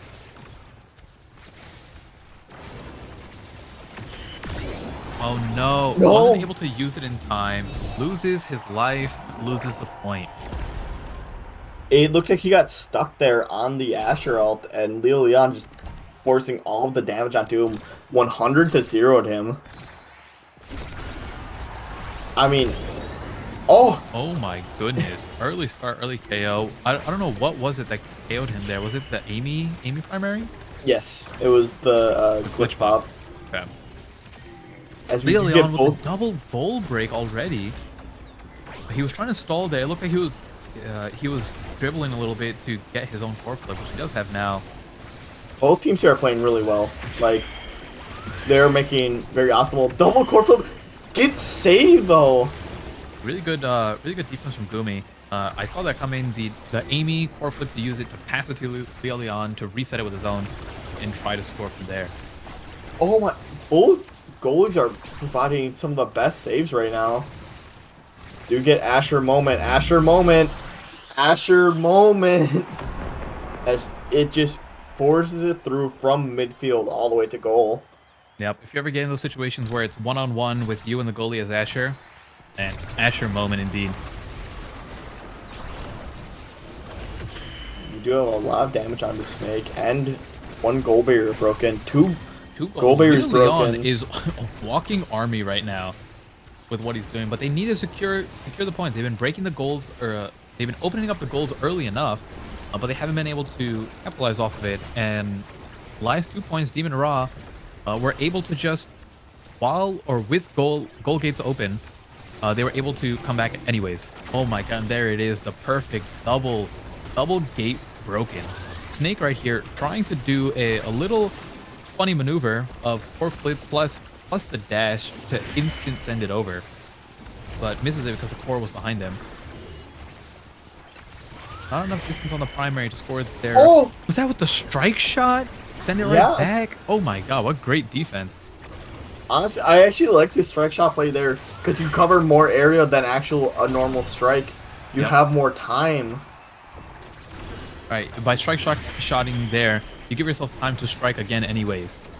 Yeah, as it's back and forth right now. Big tornado does get the kill. Huge NATO. Leon does score the bomb angle. Corey showing that he is the era player. It is him, the era player. Both teams immediately going for the size increase. That was pretty funny. Snake already staggered. I don't think Snake took Stagger Swagger, but I'm not 100% positive. He is going pretty fast. No, he Maybe took Buck did. Ult. Oh, no, he does have Stagger Swagger. Oh, as we do get a kill out there from... KO, and oh my god, what just a light tap, sending it in, taking on round 2. And we're already at you know, it's like this is match best point. of 3, right? So this is match point for Light here. And Big Fish, both... I expect both of Ashers to take Big Fish. It helps out very much. It helps out Snake a lot more because he will be able to survive a lot longer off of this. If Snake, because of the bulk up, will also get more benefit from it, right? Getting extra power from it as well. I would actually like to see Gumi take Heavy Impact because Heavy Impact on Kai works pretty well. But Big Fish is never going to be a bad thing to take, like for any character really. As we trade 2 kills right away and a goal barrier. Wow, I'm surprised that one didn't get broken. It did now. And yep. Look at the maneuvers, breaking ankles there. Great dribbling into the score by Snake. Yeah, no, Snake's doing a lot as his Asher as well. It's just you're doing a lot into Leon's Asher, which is also doing a lot. We have the normal, typical Asher 1v1. We do get Leon taking one with that dash. But Snake is so low right now. He is close to a core flip. If he manages to break the gate or 2 open, this could turn into a very, very quick point from them. They will break a gate open. I think he's trying to greed here, not use his core flip. Never mind, he does use it, but sends it right into the Amy turret. There he goes. They have the man advantage right now. Gates are open. I like Caleb stepping up, trying to help out with this offense right now. Oh, good Great defense. It core was a flip. Good core flip from Gumi, but even better defense from You Already Lose. We do have him walking back to play some defense. A lot of pressure, a lot of creations going out here. still great defense. Vaughn's doing a really good job on this era in using tornadoes to stop Corey's tornadoes from having the most impact. It looks like he's just mirroring tornadoes with Corey. Interested to see what happens here. Oh, good tornado. But, oh, it goes through and core flipped. They keep it up. They're down a man, but they're fighting for their lives right now. Oh, and Neil Leon gets the side wall, the corner wall bounce. Great bounce off the corner or the diagonal there. Resetting his strike like 50-50 and sending it to the bottom where Gumi wasn't able to protect. If I were Gumi, I would give up the goal roughly 10 minutes ago. So, like, nothing can be really said. Both these teams are playing very well. Both these teams are making some immaculate saves and immaculate scoring opportunities. They're already up 1 goal barrier there, but oh my god, just as I say that, Leo Leon by himself, primary to get both barriers, followed by the special to just force it in. He did it. He didn't need anyone's help. My god, now that's an Asher moment. I mean, he did have Corey Air Tornado to make it so Gumi couldn't sit in center. He had to walk out. That's true. Which one of the things I like a lot with people doing like Air Tornado is when they do it and it blocks off a route that you can just keep the core behind and get a free gate or a free score off of. Well, right now, they are trying to make this even for this round, and it's match point for this round 3, but it's also series point. You know, if Light gets this, that's it. Yeah, you are correct with that. It should be interesting to see here. If you can just survive another round, you might have a chance to get better trainings. We say that he actually gets picked off by the Kai. Goalbear broken though from Caleb, and the save coming out. Caleb though is very hurt. He's going to have to try to survive here, but no pressure out from Snake. Caleb should be able to live here. I say that. Looks like he will be able to. 1 goal barrier broken both sides. Big air tornado to bring across. It's pretty even right now, but it looks like Snake is trying to put on some pressure onto You Already Lose. They could. Oh, great ultimate by Leo Leon forcing out, but look at. Oh my god, 1v3 forces in, extending the series a little bit longer. We're getting to see a little bit more awakenings, but great stuff from Snake there. Yeah, and it's going to be interesting to see. Built Different should be selected here. Gumi should be able to get prime time. But big thing, Built Different probably will go to Snake, which is very strong. No, it's taken before by right? Corey. Otherwise, you probably just take Cast Less or Timeless Creator on Corey, but I think he purposely took Built Different there to deny it from Snake. Which is a great pick there from Corey, and good read there. Because if Asher gets both size trainings, she is practically unstoppable because all of her trainings scale with that size. All of her abilities. If your Demon's Raw there, you're fine with that too, because seeing Corey, like if you're Asher there and you're like, that's fine, like you take Built Different, it's not going to do that well on you. I'd rather you take that than take Cast Last. Yep. And it forces you can't take Timeless Creator and have the biggest air tornado of all time. Oh, that's so funny. I wish that happened. But I think was Vaughn the one who took Timeless Creator? No, it was actually he ended up going Amy, with Cast Blast, the and then Caleb. Amy took Timeless Creator. Okay. Yeah, took Timeless Creator to keep it away from the era, which is another good move there. We're having Snake soak up dumb damage. Yeah, and this is where you're kind of seeing like picking to deny rather than picking for what's best for yourself. Oh. But Gumi does have support flip here. He'll probably be safe. Yeah, uses it early. I like that. Don't be greedy. Yep. I think he had to use core flip there, or I don't think he gets that save. Yeah. It's one of those things where you might not be fast enough to react to one of those strikes. Core flip, you can kind of just slam it, and you're like, yeah, this will probably catch it. Good defense here coming out from Gumi and Vaughn. Yeah, but if you can see, like, they aren't able to clear it past the midfield, like, while they're keeping it out of the goal, there's still so much pressure on them. And Yep. exactly like that. Like, Corey with absolutely humongous tornadoes there. The build different does help his size, right? So it's not like it's a useless training at all or awakening. And you can already see with the tornadoes getting how big they are. They take up probably half the goal on its own. Yeah. No, I love Air Tornado with size trainings. It makes it very hard for you to really play around a spot, and you cannot really play edges anymore, because if you're playing edges, Air is just going to tornado you, and that's going to be that. And I swear I've seen this script before. Lose the first 2 rounds, win the 3rd and 4th, and lose the 5th from Demon's Ra, as they aren't putting pressure to win this 4th one. Hopefully they can turn around and win the 5th round, if it goes to a 5th round. But pressure's on them right now.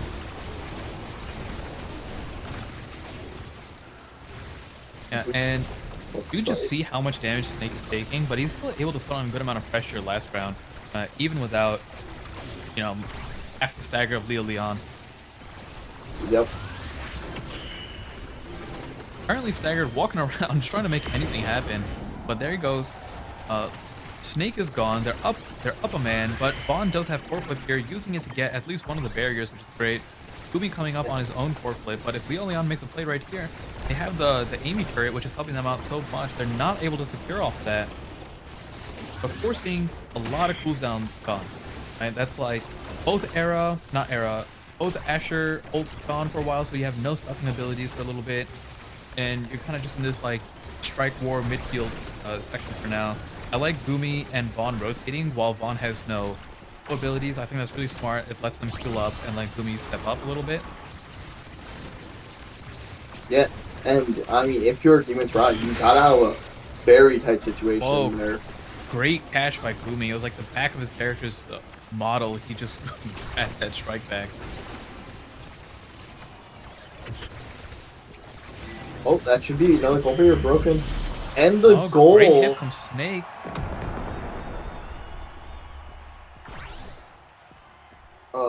No, it's 2-1. Can they pull this back and bring it to round 5, where Quick Strikes will probably be R5 again, as Leo Leon does get picked, but does get a goal barrier for it. Will it be worth it? It looks like it wasn't able to force it through the core flip, but they look like they're down a barrier, but they look like they're putting on more pressure right now. Snake's in a really good spot there. They get one return barrier. He might be able to get the second one with the core flip, but the turret is there to protect it. The ultimate comes through, securing it. Oh, great core flip! Getting the core flip there, bouncing it over the Asher special there, waiting it out for the elusive timer to get it down over to Snake, who then secures it. And Quick Strike is not there on not an R5.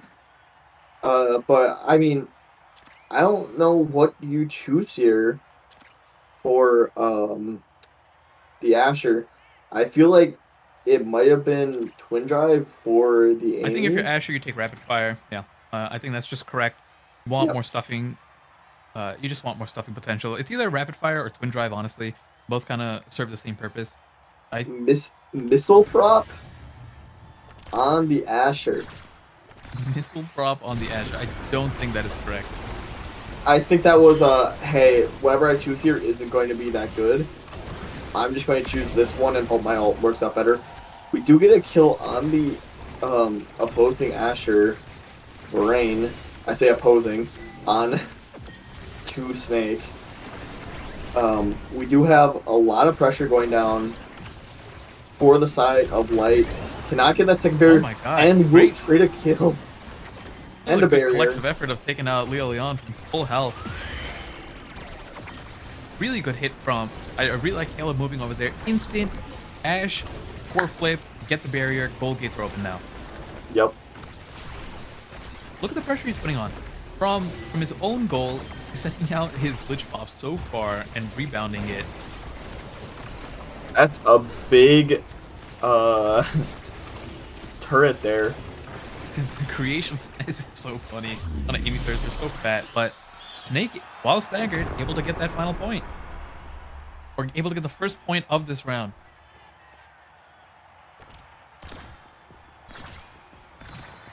Yeah, no. Overall, it's been really just good scoring opportunities from Snake. He's really put all the pressure on and has shown that his Asher is to be feared. Oh, the prop coming in, baby. Snake is fighting for his life, trying to get this gold berry by himself. But we do have 2 core flips available on the side of Demon's Wrath. Let's see how Vaughn and Gumi end up using this. Whether they're going to try to use it now to get the gold barrier open, or try to save it for the point itself. I think one of them should be using it now, just to break open that barrier, and then you can. Oh, he had to use it. Uses it a little too early, misses it. But I was going to hope both of them not getting any value out of their core flips, which could have been pretty much guaranteed points. It's probably core just moving too fast and not being able to catch it. But Snake, either way, getting the barrier and the gold himself. Duel game point right here, and Demon's Rot. Be scared of them. Their first 2 rounds, they're a bit weaker, but after that, I don't know. They're scaling. Yeah, they do scale pretty hard. You do get Amy turret out. Does not give up a goal barrier there. Really well done. Yeah. Amy turret is a really big cooldown. Oh, the glitch pops securing the kill. I really like that. Amy does have her own core flip, getting out on the back side of it, and it's enough to break the one barrier.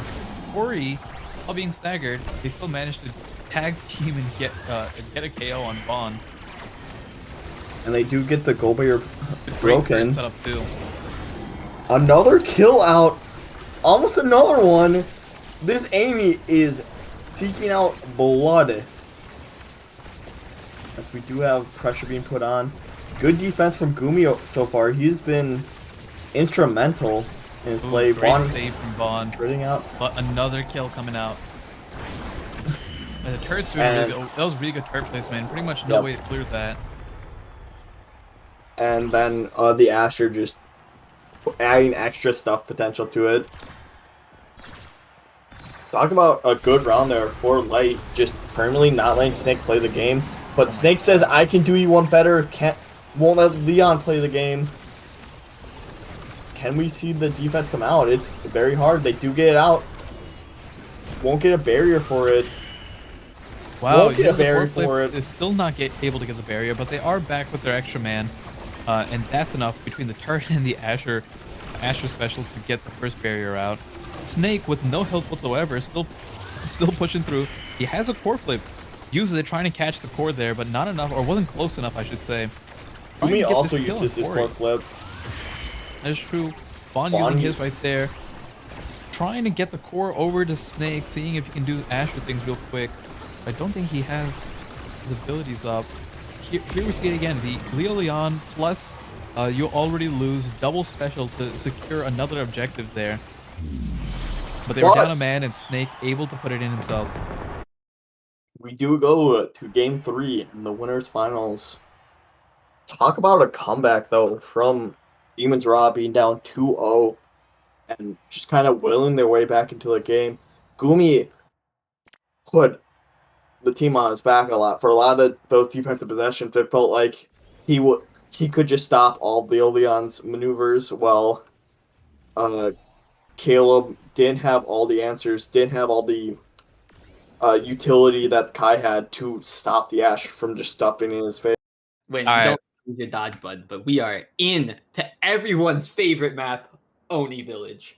You know, Oni Village, interesting map. You got the 2 speed things on the side. Definitely not my favorite, and I know it's not a lot of people's favorite as well. But here we are, getting into the bans. So looking like a Kai ban coming out of the side of whatever the hell Slop team is named.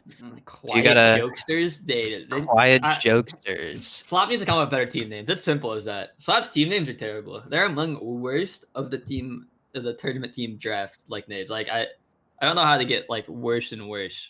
But I'm not gonna lie, I didn't see what they banned on the other Wait, side. no, Slop is not aware. Slop does not know Drakar causes issues. Oh, Drakar causes issues. yeah, Jakar's FPS drop. Oh Hey, no. yo, Slop- it's just like we're playing beta. Hey, Hmm. hey, we'll say good team name though. Demons Raw. That's a team name I can get behind. I feel like there's a Saying bit of Raw is too fun. bias. No, Do we remake I- or do we run it? there's not a bit of bias. I mean, look at chat. I right think now. we is run just it unless Demons like Rawing. both teams complain, you Sure. know? Okay. Alright. All right. Well, either way, Mr. Gravity, do you want to give us a quick thoughts on the team comps going on here? Yeah, Ares and Taro is just weird. I really am not a big fan of Ares and Taro. I don't think they provide a lot of value together. Zentaro kind of has struggles solo killing by himself. Ares not going to help him with that. And it was Super Surge start, so that is why we're seeing the Zentaro. But on the side of Silent Jokesters, I mean, they have Amy to support with the damage, and I think Silent Jokesters is going to might be farming up a kill spree on this one. And starting off, oh my god, and from Slop's team, Quiet Jokesters already got both barriers down on the other side as Silent pushes this one forward. And Joker Super Surges from the center of the stage. That's that Zentaro Super Surge, baby. Hits it into the bottom of the net, and we already got our first point on the board. Yeah, I think Super Surge Zentaro is pretty balanced and probably doesn't need any tweaking. In fact, Zentaro has been notoriously weak throughout Prod and should probably be nerfed again, you know, after they nerfed him by giving him more HP for the second time in a row. No, I will say that is the one thing he does have that isn't quite amazing. He does have that lower HP, and if you're taking the Super Surge, trying to win those close battles doesn't really happen as often with your, spacebar, because you go halfway across the map. Yeah, it's insane. He has 14 less HP than this Amy. I think it's over. I really think that Zentaro is unplayable in this current state.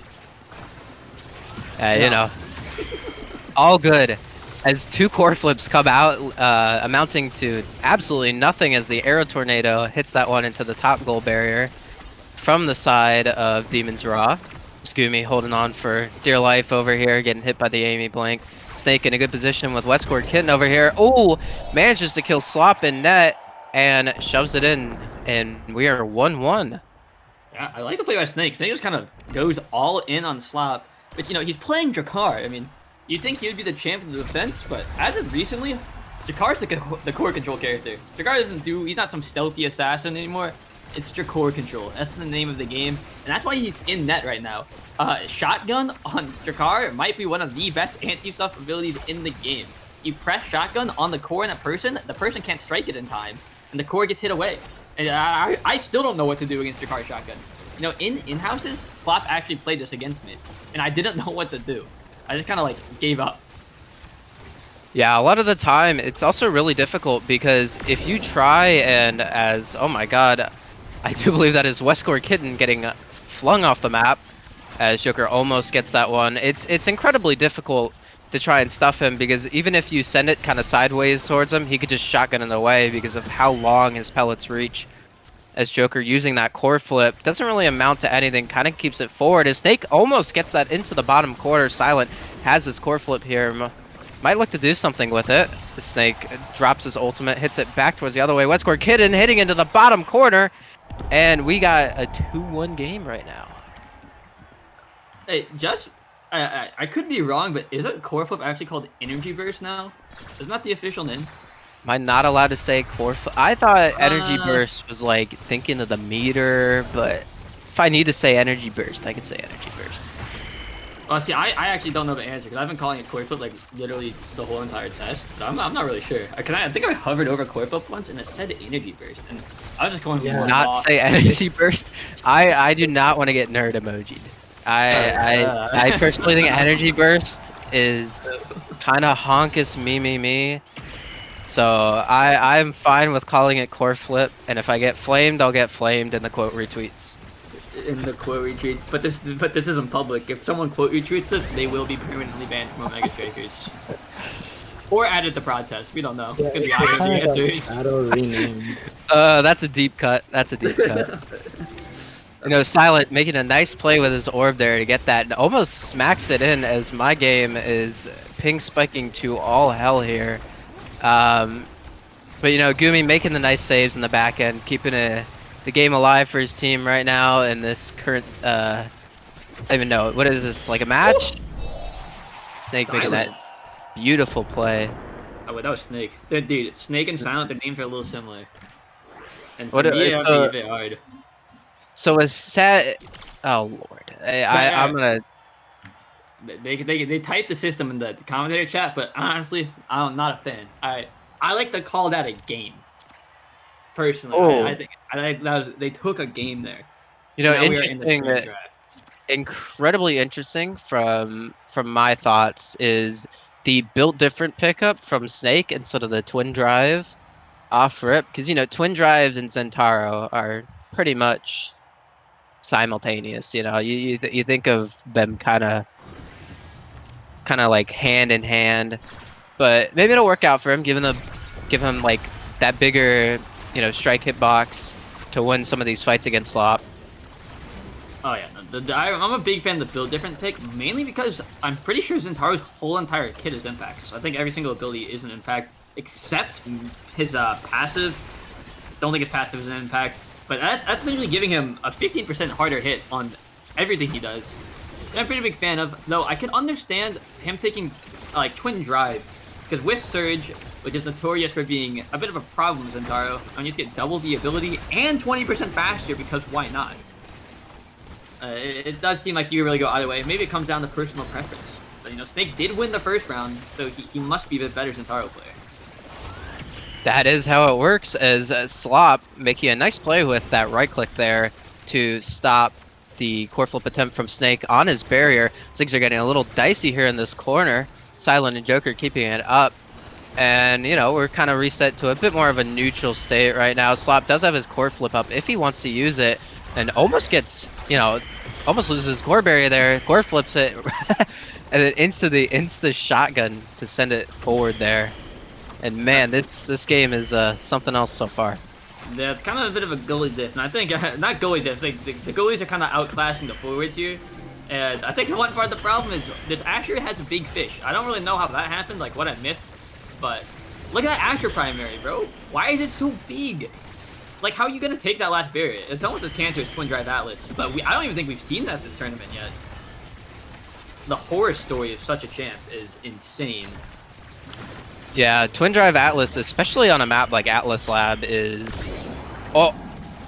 As I just watched Slop get cooked by the tornado from Westcore Kitten, getting knocked into his own net, is Joker trying to keep the ball forward here. Silent now playing as goalie, and Snake trying to get that with his ult. But Joker, core flip into the Zentaro passive dash, gets Gumi on that lower side of the net, and turns the game into 1-0 for his team. Yeah, no, really good play from Joker to realize that Gumi is a bit far out of position, and he gets punished pretty heavily for it. Mistimes the primary, and I was gonna go in, and Gumi just like, you know, keyboard disconnect maybe dropped a few packets as he just lost both barriers for pretty much free. And you know, we call that a goalie diff in that regard, as he almost very close to the edge there, almost lets that one into his own net. And Snake trying to dash into the core flip, doesn't get the core flip, but manages to get the bottom goal barrier anyways. Silent, a little disconnect from the keyboard there. Maybe trying to replicate some of Gumi's gameplay. Yeah, I don't know. I think this whole team must be like living in the same house or something, because they are just not having good connection to the server. Gumi using that core flip, trying to keep that one out there, and he's fighting for his life here with an Amy turret on the bottom. Silent does have his blink here. Oh, doesn't need it.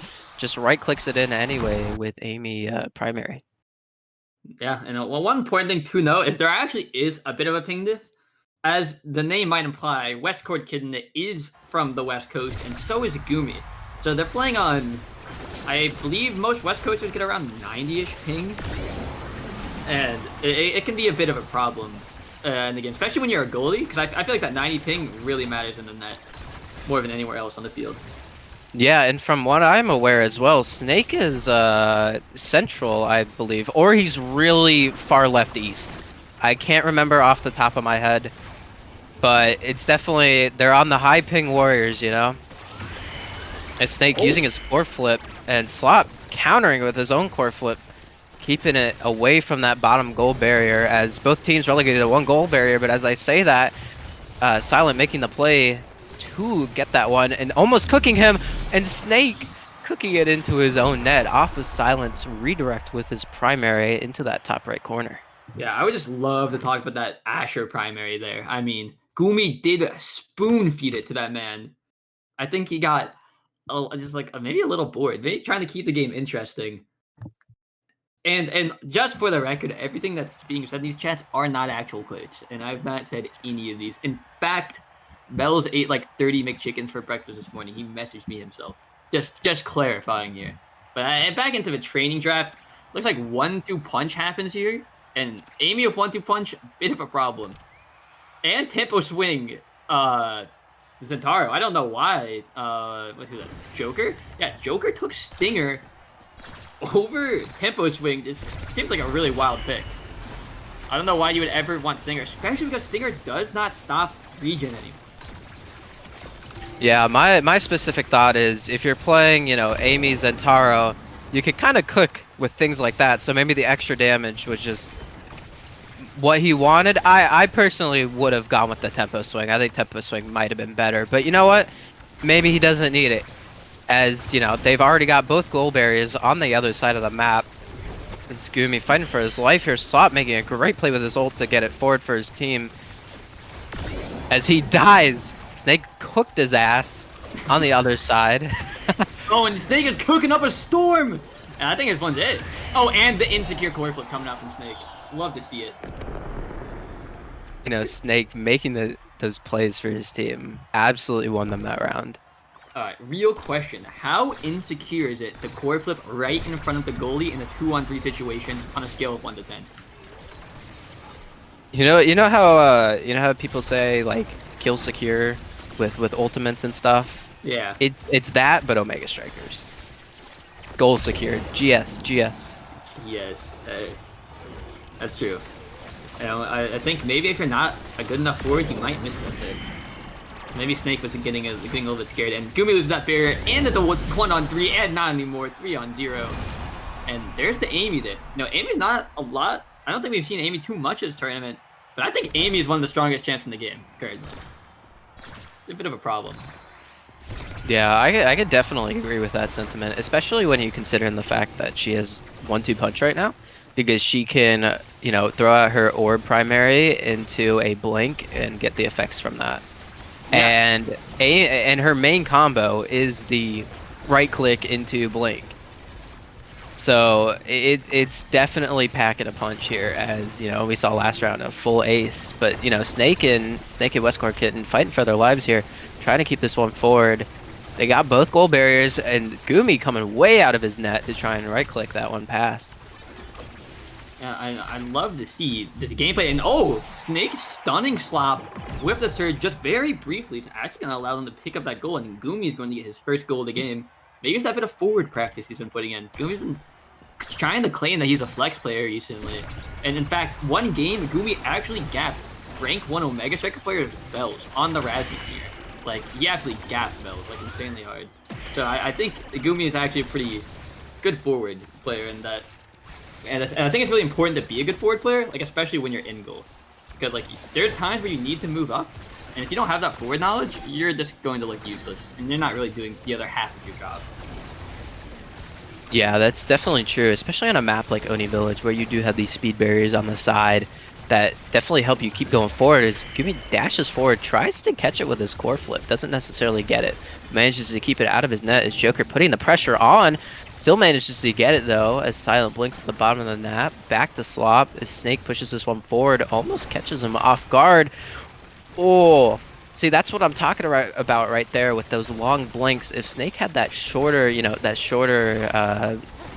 from the Zentaro, He might have been able to catch that one after he hits it initially, but, you know, otherwise he's just going into the net as Silent blinks and manages to kill Gumi in his own net.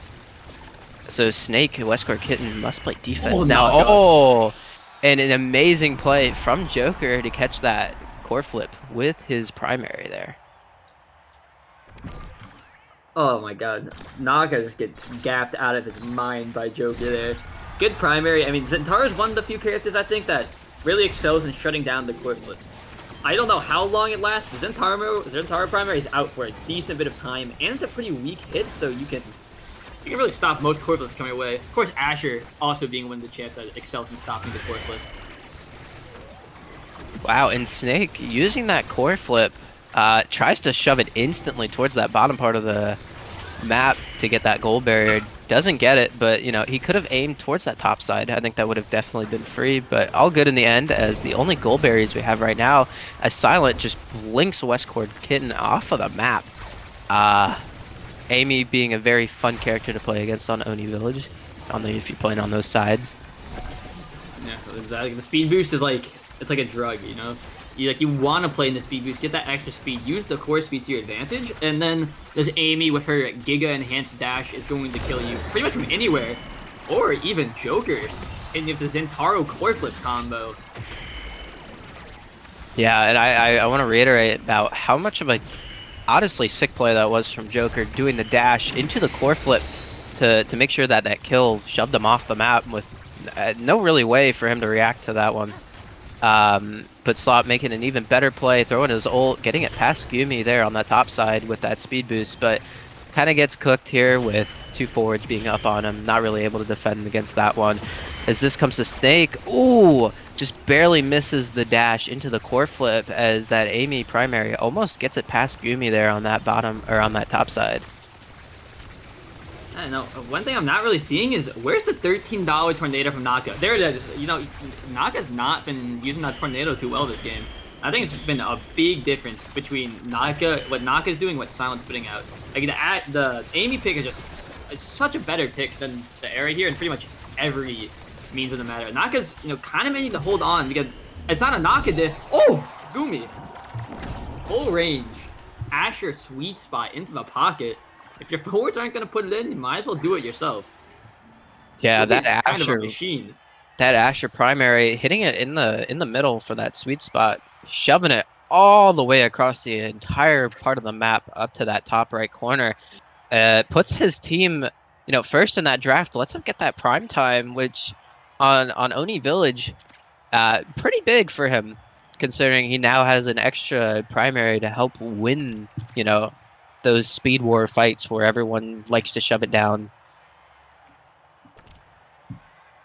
Yeah, but we're going to be in a bit of a spot this game because Heavy Impact Zentaro is now in the field. You know, Heavy Impact, if Zentaro hits 2 targets with a single ability, he gets a 40% CD refund.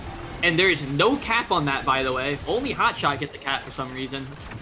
Anyways, this pretty much makes his ultimate 40% less cooldown because when are you not hitting multiple people? I mean, I guess right there. Because right there, he did not hit multiple people. Doesn't even need it. It's all abilities, too. So, like, this Zentaro might as well just not have cooldown. And it is going to show as Gumi is already dead. Yeah, very dangerous position here from the side of Demon's Raw as both their gold barriers are down. They were low. Oh my god. And once again, Naka getting caught there on that top side from the Amy blink as Snake loses his entire health bar from the Amy turret alone. A really dangerous position here. Slop pushing up to try and help his team capitalize. Can't really get anything off of it though. His Joker core flips it, tries to shove it in that bottom right part of the net. Can't get it past Snake though. Once again, talking about, you know, but it doesn't matter as he ults the top right corner of the map and just dashes in and carries that past 3 full people. Joker's a bit of a problem. The Zentaro gap might be starting to show. Even though I'm not the biggest fan of Joker taking Stinger, in fact, I think he's pretty much playing downer training this whole game. He's still putting in the work. I think Joker might. I mean, I know I personally saw Joker put in a lot of games with Zentaro, so it might just be an experience gap there. A real life experience gap, I should say. Levels in the game don't matter too much. I'm not too sure. Okay, that was the weirdest combination of core flips I think I've watched in a while. Snake and Slop both Oh not my god, Gumi. hitting the core flip. As Gumi does a little trolling in his own end, as Joker has a nice spot here. Can't really get too much out of it. As Slop managed to get that away from his own net before the tornado gets him. As both Naka and Snake both cracked. Silent cracked himself, but Slop moving up with Joker trying to get something out of it. Snake kills Silent on the bottom end. And we are set into a 2-2 as Snake manages to get that top goal barrier. Oh my god, the way Snake has been. Oh, Snake's been playing this round pretty well. I think he maybe heard me talking some shit on him. He's trying to prove himself. He tries to find the demon angle there. Not going to happen. But he's 1 HP. And granted, this whole entire game, the forwards are permanently on 1, and when they're on 1 HP, that Amy is there for it. I feel like this whole game is practically permanently 2v3, and when Gumi decides to start trolling, it becomes a 1v3. So it's even scarier. Yeah, it's definitely really hard to play as a forward when you're cracked on this map, because you need to go down there and contest the stuff on the side. And especially when you're playing against something like Amy or Super Surge Zentaro, they could just punish you for it very, very, very easily. But you know, it happens.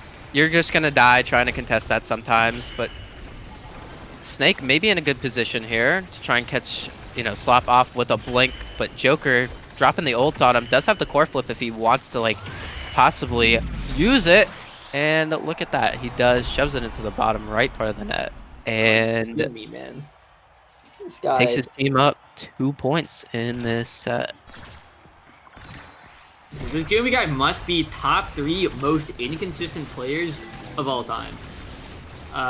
Like, it's just, sometimes he just goes in, he's popping off, walking on the walls, but other times he just really mispositioned, nowhere to go, and then, like, loses his fingers for a second, just not able to press the buttons in time. Like, I don't know, you get 1 or 2 Gumis, and it's on a per round basis, too. You know, you're either gonna get God tier Gumi round, or, you know, just give the other team a free game just because you can Gumi. Yeah, it's definitely hard, especially when you consider in ping too. So doing a minuscule amount of trolling with a minuscule amount of ping, kind of griefs your team a little. And Silent almost make it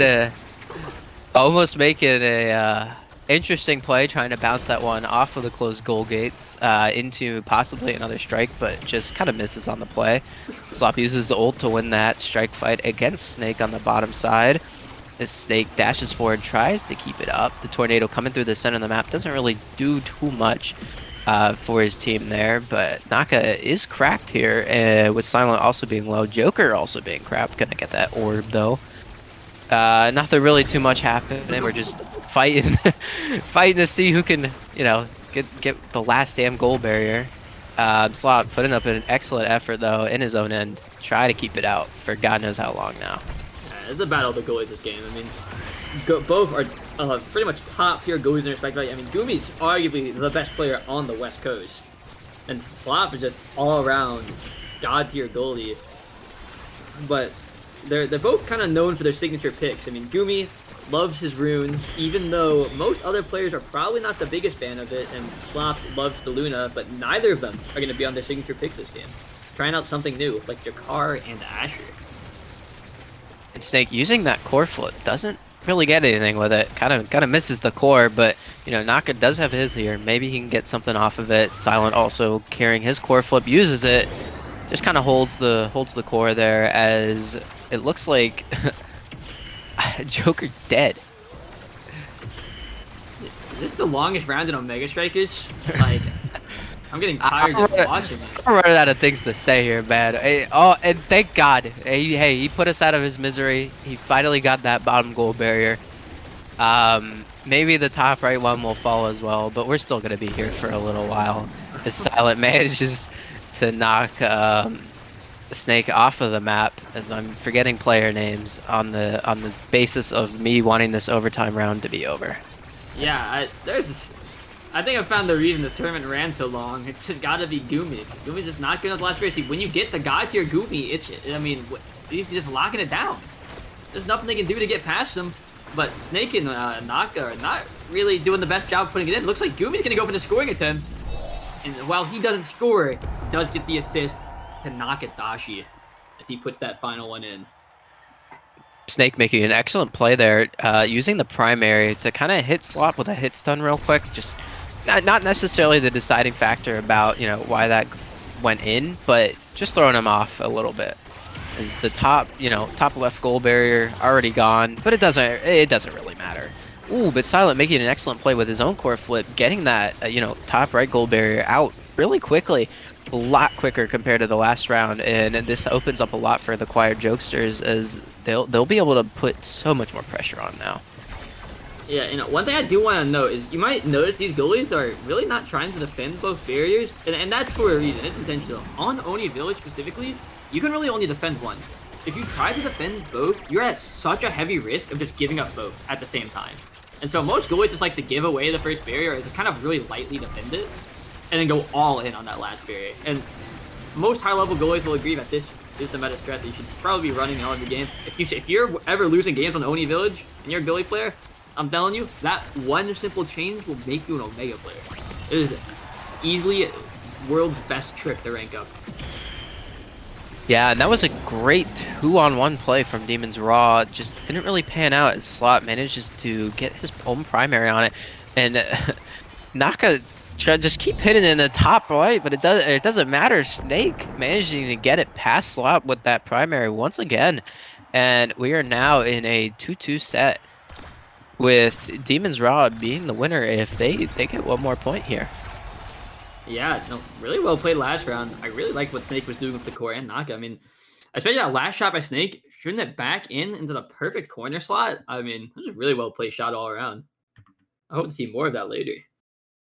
Yeah, and the last goal barrier, ooh, Gumi throwing out the ult, not necessarily the greatest idea, as Joker using that super surge, crossing half the map in an instant to instantly send that one down into the bottom of the net, and we are in the final set, thank God. Unfortunately, it did go 2-2, but you know what? The magical funny one is out there, perfect form and quick strike. Slob opting to go with the missile propulsion. Gumi taking the perfect form. I can imagine the quick strike. There it is, like a normal person would. Well, I don't know. So I saw Griffin a bit. Griffin loves to play Zentaro, and he personally thinks Glass Cannon Zentaro is a pretty good pick. I don't really know the theory about it too much. I know Zentaro's just kind of a hard to hit character in general. He's got the elusive just dash around the field everywhere, and so I believe that he thinks he can get enough power and speed value out of it, and that he likes to take it pretty often. Gumi literally just kind of gets rid of his barrier at the start of the round. I mean, it kind of looked like he just kind of griefed it, but honestly, it's pretty much one of the better plays to do. You don't need that barrier. That barrier is just a distraction. So it's a bait for lower elo goalies to just lose. Yeah, the problem with it especially is the fact that on this map, if it hits in that kind of center area of the diagonal, it will bounce directly to the other one. And especially in early levels, oh my god, but Snake just popping his core flip there, shoving it right past Slop. Not any amazing counterplay there for Slop, considering he wasn't hit stun. But when you consider the fact that if it hits in that diagonal and you're trying to defend it, it will go up to the other one. And in that case, you've just lost 2 barriers in an instant, when it's just so much easier to defend one. And I have no idea how that core did not touch that top barrier with that tornado there. But Slop keeping it alive for his team there, as Joker core flips it and sends Westward Kitten off the map. I think it's really easy to notice like how different the level of aggression is from Gumi and Slop. I mean, right now Slop's kind of being on the more aggressive side, but because he is on the Drakkar and they were up with barrier advantage, but Gumi is like going deep into their territory. And with a character that's pretty much all melee, it's kind of scary to see, but I mean, it is necessary. He's getting so much value of the aggressive Asher pick. Yeah, and using all of his abilities there, winning that, strike war against Joker, as Joker trying to cook him. But Silent, once again, blinking forward, doesn't really get anything, but Slop hitting it directly into Snake, and Snake just putting that one in for free. Yeah, the Demons may be rawing very, very soon with just one more goal to get them one step closer back to the Grand Finals rematch versus Light. but they still have to secure it. You know, getting the final goal, and in my opinion, is the hardest one in tournaments. Just putting it, finishing and putting the game away is a lot of pressure on your shoulders. You don't want to choke. You don't want to look stupid on stream. There's so much going on. Yeah, a lot of that is just keeping that mental fortitude, you know? You think about a lot, for me personally, I think a lot about like Valorant, where you maybe get a 10-2 half and then somehow lose the game from there because you just want it to be over. But you know, hey, Quiet Jokester's doing an excellent job this round. Getting 1 kill, but oh no, Slop missing the core. And both his goal barriers are gone, but you know, Joker in a great position here, tries to shove it up to the top to then dash into it himself. Silent does have Blink here, doesn't necessarily get anything off of it. And we are back more in a neutral state, but Silent has a great opportunity here, does have core flip, doesn't need it, just decides to blink. Gumi can't get to that one, and keeps the game alive for his team, and we are back to, once again, yet another round.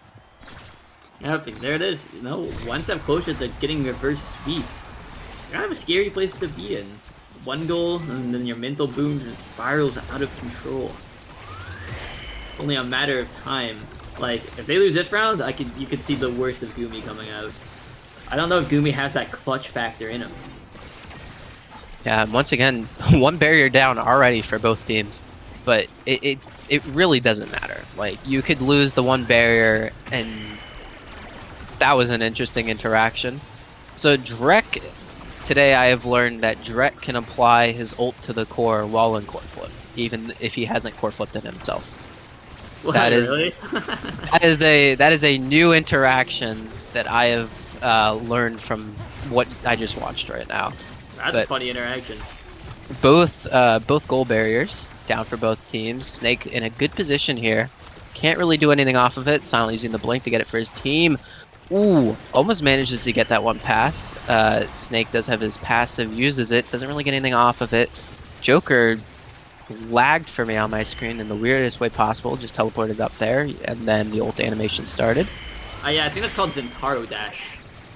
You know, I would agree if it didn't look the way it did, and I think honestly Slop, maybe if he had sent that one a bit more at a sharper angle, might have been able to, but holy crap, that core is slow. Yeah, that core went a little too slow for Slop, then with the change up, and Demon's Raw getting the first win of this BO3. Huge plays by Demon's Raw, and Naka getting that game-winning goal and secure it. You know, I was waiting to see what Gumi would call the Naka special. You know, I thought this was a BO1, by the way.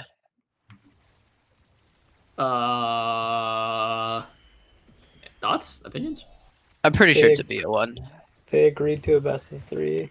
Wow. They agreed to it. I am right for once in my life. And looking at the stat line is pretty wild. I mean, bro has 352 yo, but you gotta queue us up, Daft.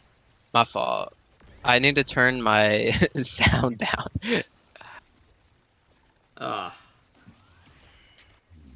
We'd love to see it. But yeah, no, Gumi had 352 redirects that game. Match MVP. It was kind of a demon. I think, you know, that's kind of why they're called Demons Raw. Also, by the way, what I just said is incorrect. Slop had 320 redirects. Gumi had 350 redirects. 157 of which were saves. A save is, to the best of my knowledge, anytime you hit the core in your goal box after an opponent has touched it. I think it's how it's calculated. I don't know. It's not really public knowledge, but if I had to guess, that's how it is. You got any clue, Deft? For me, I always assumed that it's directed, like anything directed towards the net. If you hit it, that's a save, like from the enemy team. So anything that if you miss would go in, I would imagine it's not calculated like that because that would not be right. But Yeah. yours probably makes more sense, but to me, it makes more sense in my head, you know? Yeah, I know. I kind of get what you're saying. It's not really fast. So like if you're in the goal arc and the enemy hits it towards you and it's gonna go in, if you don't, you know, save it, that's a save. Yeah, there's just too much numbers. I think the only difference in a save and a redirect is the name. I believe they count the same, like XP wise and everything. Maybe it's actually there's really no way to know. I think as you, I found out how much XP an orb does just because a dev said so.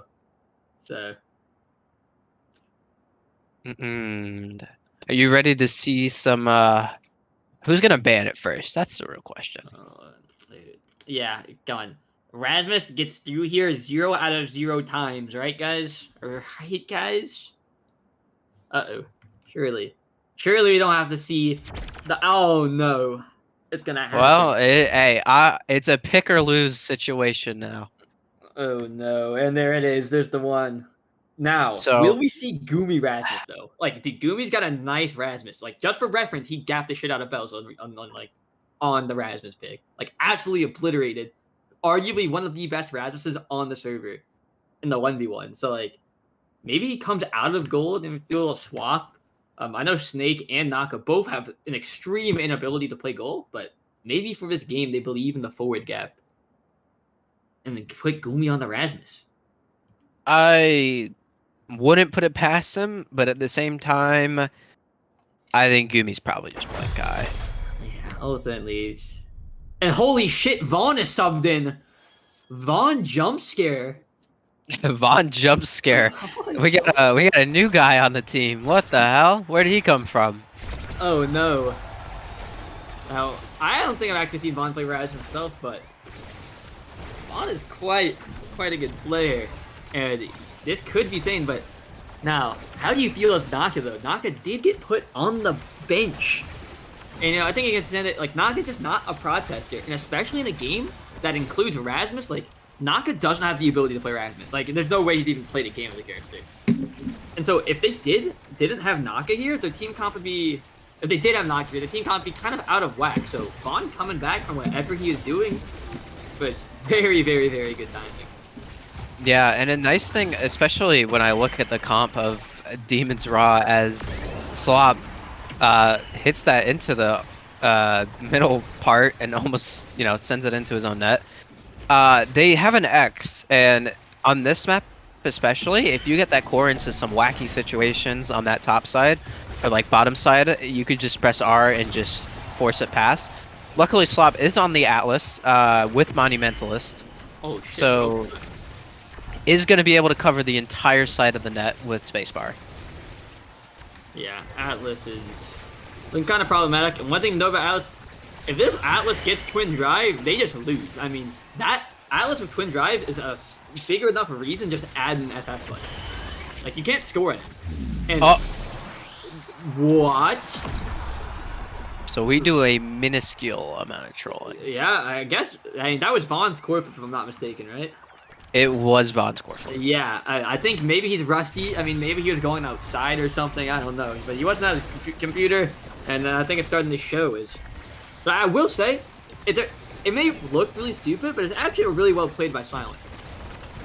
When you core flip, a really big thing, like super high level players look for, is they wait for you to strike. Because you can see when an opponent strikes pretty easily. The animation plays a little thing. And so most players wait for them to strike in order to hit the core flip themselves so they don't get stuck. And Silent, knowing this, waited out the core because he's like, oh, I'm gonna wait for Silent to strike. And Silent just doesn't strike.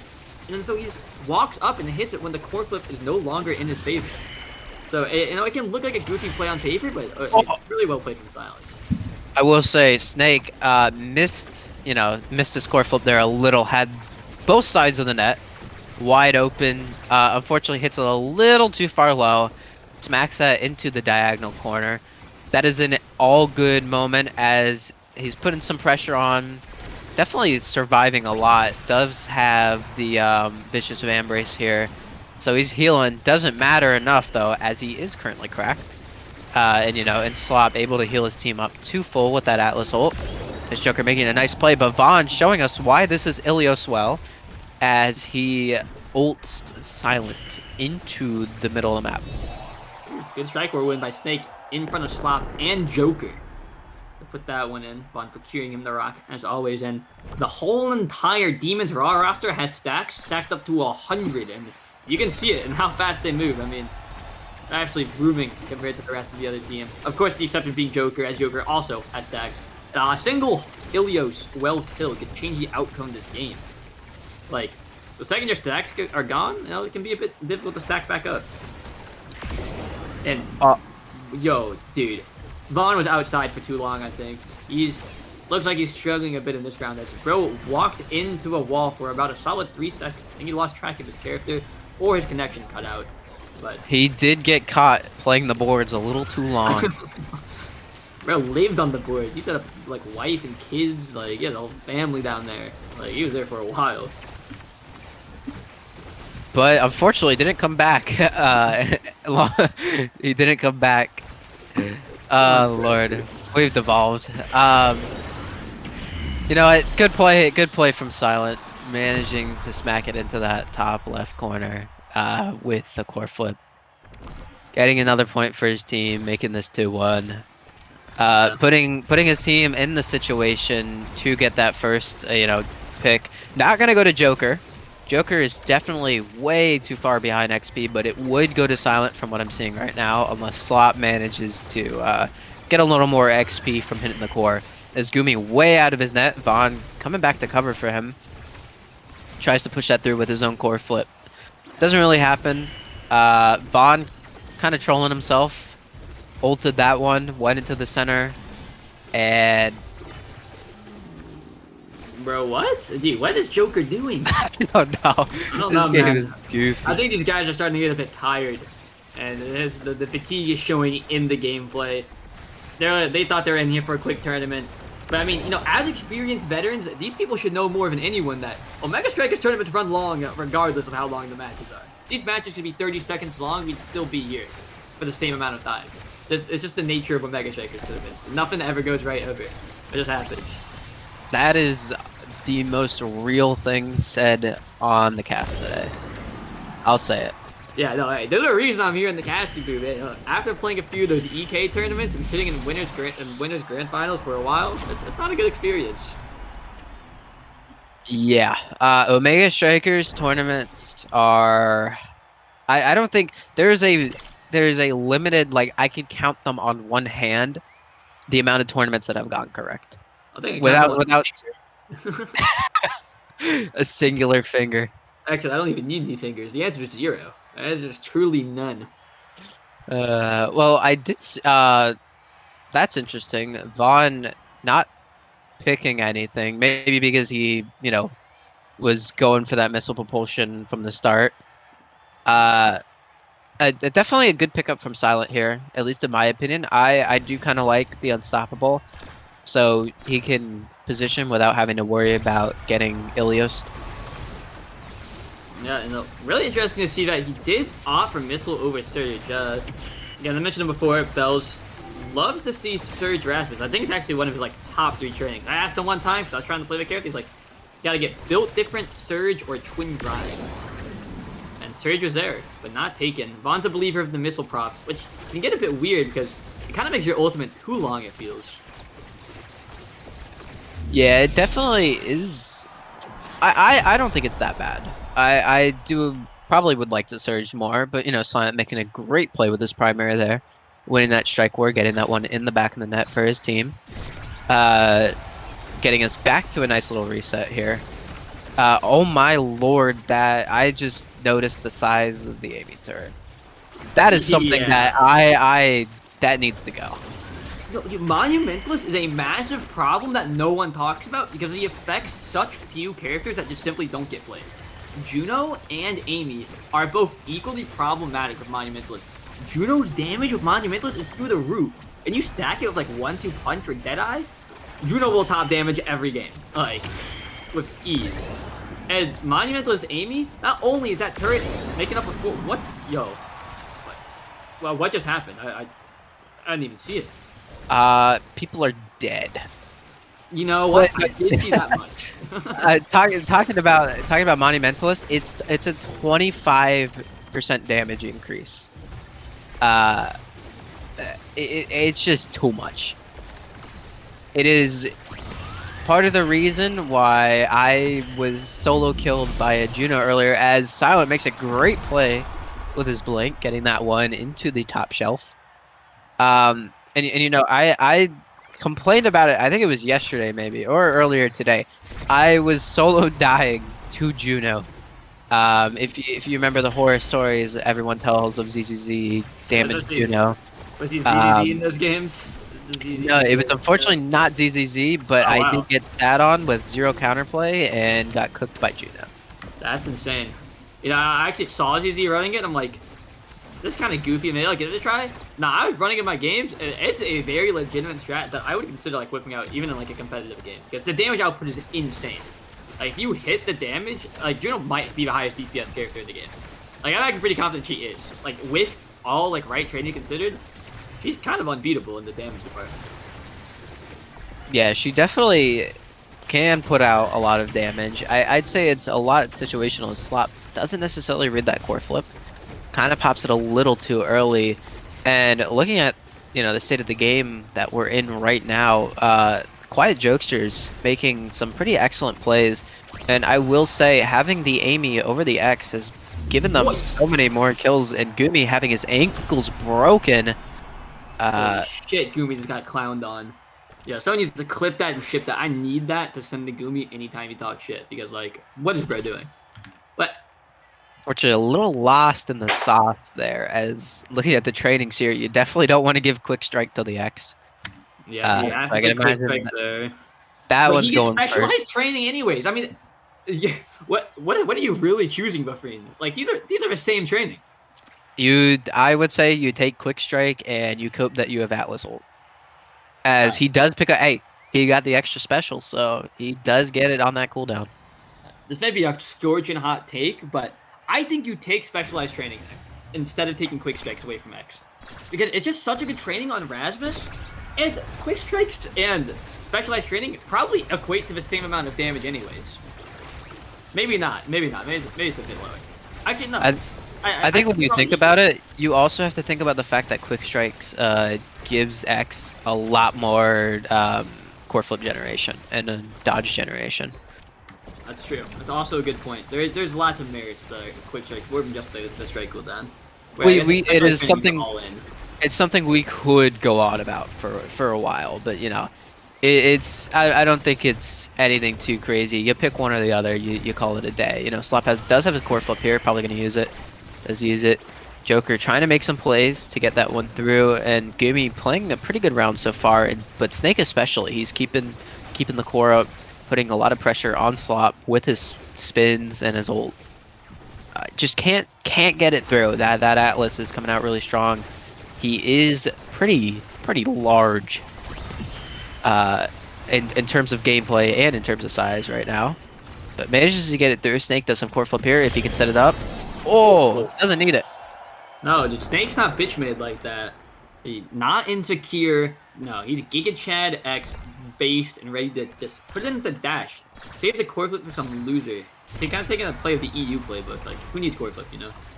You know, I will say he was the person that you complained about being insecure. But yeah, but now game. he's changed. He heard me. I DM'd him and I called him insecure. I let him know. And now he's changed his ways. He's no longer insecure. Wow, that was a really good shot from Joker, but it didn't really matter as Gumi just pressed the Q button, manages to get that one away. Silent is cracked here. Definitely could be a target of Snake. Snake doesn't necessarily get it. And Gumi getting lucky with that bounce. That one definitely could have just instantly gone in. Manages to curve more to the left there. But they just can't get it past Slop. Slop is a menace. I don't like he's been learning the more aggressive playstyle, but he just goes too deep sometimes. Might have to bring the Yeesh line meme back because like he might be going a bit too far. Snake in a position to die here. Oh, I think if he had clicked that one, might have gone through. But Silent makes an excellent play with his primary, shoving that one into, once again, Silent is the lover of top shelf. He sends that into the top corner over and over. And once again, picks up another point for his team. But, and Barrier is the balls. I mean, Slop didn't even get to catch an ability. You know, one thing I have noticed, I don't know if you've noticed this too or any other players have thought this, but I feel like my abilities aren't on cooldown, like after a point has been scored as often as they used to be. Like, Yeah, a lot of that, from what I understand, as ooh, Gumi trying to go up, but Joker catching it before he can, get to him. I'm pretty sure that has to do with just cooldowns being longer in general. yeah, I was thinking maybe it's like longer CDs and I'm tripping. Because dude, every time I play the game, I'm like, oh, I can't wait to throw this Juno Slam at kickoff, and I never have it up. It's just permanently down. And I'm like, maybe I'm the problem, but we could see a game 3 here if Gumi, Vaughn, and Snake don't pick up the pace. One thing you gotta be asking yourself is, do you think the swap to Vaughn actually hurt them and that Naka wins this? Or do you think the game is just doomed to begin with? I definitely feel like the game would have been over with Naka, just due to the fact that Vaughn plays. I wouldn't say that he plays Rasmus because I don't actually know, and I don't want to assume something, but I don't think Naka does. So yeah, I think there's a lot. I think it's pretty easy to say that Vaughn plays the Rasmus a little bit more than Naka does. I mean, Vaughn's been a prod tester for years, and Naka has been a prod tester for 0 seconds. So I can understand that there might be a playtime differential there. yeah, these games, oof, they've been going on for a while as we're here in another 2-2 situation. Joker managing to get a nice kill onto Snake there with that ultimate, and once again playing Ilios well. Very funny character on this map. Yeah. I love to highlight that champ was just not banned. I mean, in fact, both teams banned Asher instead of Rasmus, which really shows you how much they hate Asher. Because if you've seen any prod tester talk about Rasmus and Amy's app, it is not positive feedback. And Snake is going to keep them in this game. Demon's Raw looking for the reverse sweep again. Demon's Raw on the reverse sweep, they're kind of nice. I mean, I think they reverse sweeped multiple times in the tournament. Then they might do it again. Oh, and there's Twin Drive. But, of course, X is going to take that away from him because Snake doesn't want to win the game. No, that's real. That's real. Rasmus probably going to pick up Tempo Swing, looking at a 1-2 punch here. Yep. And I would imagine Rapid Fire or Glass Cannon, and probably the Rapid Fire here. All makes sense in the end. Yeah, keeping the Twin Drive away from the Atlas, great choice. Makes it so you can play the game against him, Yeah, it means they still have a chance, more or less. So maybe Snake's gonna get some value out of the Twin Drive. He did dash twice and he's dead. Maybe the Twin Drive is... Oh, and he's dead too. Gumi versus the world. But I like how aggressive he's playing this. Annihilating the pass angles himself and kind of holding it down. Yeah, when you play in these types of situations, if you're in a 2v1, and Silent manages to pick up yet another kill in this low lethality game, especially if you're in a 2v1 situation, trying to play more aggressive and looking to get the core past one person instead of waiting for them to cook you, as Vaughn once again showing us why Rasmus on Amy's app is a very good character. Gets another kill with his ultimate. Silent being low here. The Atlas will having to come out, but Snake spinning it to himself off the bottom of the map and shoving it right into the net. Makes an excellent play for his team. Big fan of that Snake play. Using the Bell Ringer, not only get the hit stun, but procure him the rock, and then Slop and Joker just had no possible answers to that play. And yeah, this game the lethality is a bit low, as some players might like to say. And after watching this game, how could you say something like that, Like, this game's getting a bit crazy in lethality. There's a person dead every second. And once this Rasmus is off cooldown, I bet you another player dies very shortly after. Or yeah, a lot of the... Oh, and he's gone. Snake killing Slop in his own net. I mean, it's so difficult to position against Rasmus on this map because he can kill you from the other side of the hole And a lot of the time, you're not focused like on him. Like as Joker almost just got yoinked into the hole. It's so difficult. You know what? Joker didn't get yoinked, but he did manage to yoink Snake in himself. It is so hard to keep track of where he is while also keeping track of the core. And I mean, look at that. You have Amy ult on the field that you have to deal with as well. How do you keep track of everything? As Vaughn is now dead in this very low lethality game. Alright, dude. How much money you want to bet Vaughn comes in here after his game is over and types, "That was a fun game"? Well, what's the odds on that? Because I'd put some very high odds that Vaughn does enjoy this game very, very much. This match in particular. Yeah, it has been a very high, KO centric match. As there's 2 Rasmuses in the game. I mean, that's all you really need. And then you stick X and Amy on top of that. Like, you are going to get what we are watching right now. Oh, good save by Gumi. Man, Joker really wanted to keep hitting that one into the corner. Yeah, he thought Gumi might just like grief, like walk hotshot again, and like kind of looked like he's playing like controller there for a second. The way his like the movement looks, like his controller disconnected, but his like the joystick still going on. Like that's the way that Gumi kind of looks sometimes, and that's gonna be a barrier. And wow. One more to put this one into a game 5. Yeah, Snake was doing a great job there of keeping it forward for his team with his ult, and then the core flip to finish it off as Joker almost grabs that one back into the turret. And a crazy situation here for Slot, manages to get Atlas Primer. Oh! What was that? I mean, great core flip by Vaughn, by the way. Not only hitting the core, but finding the kill to really secure it. And then, I don't know, I think Slop just missed. Not really getting. Of course, he was under pressure from the X. Oh, Lord. Alright, do you give Atlas prime time or perfect form? Or hot shot? What is getting one of them? I don't know. I think at that point you just pick for yourself.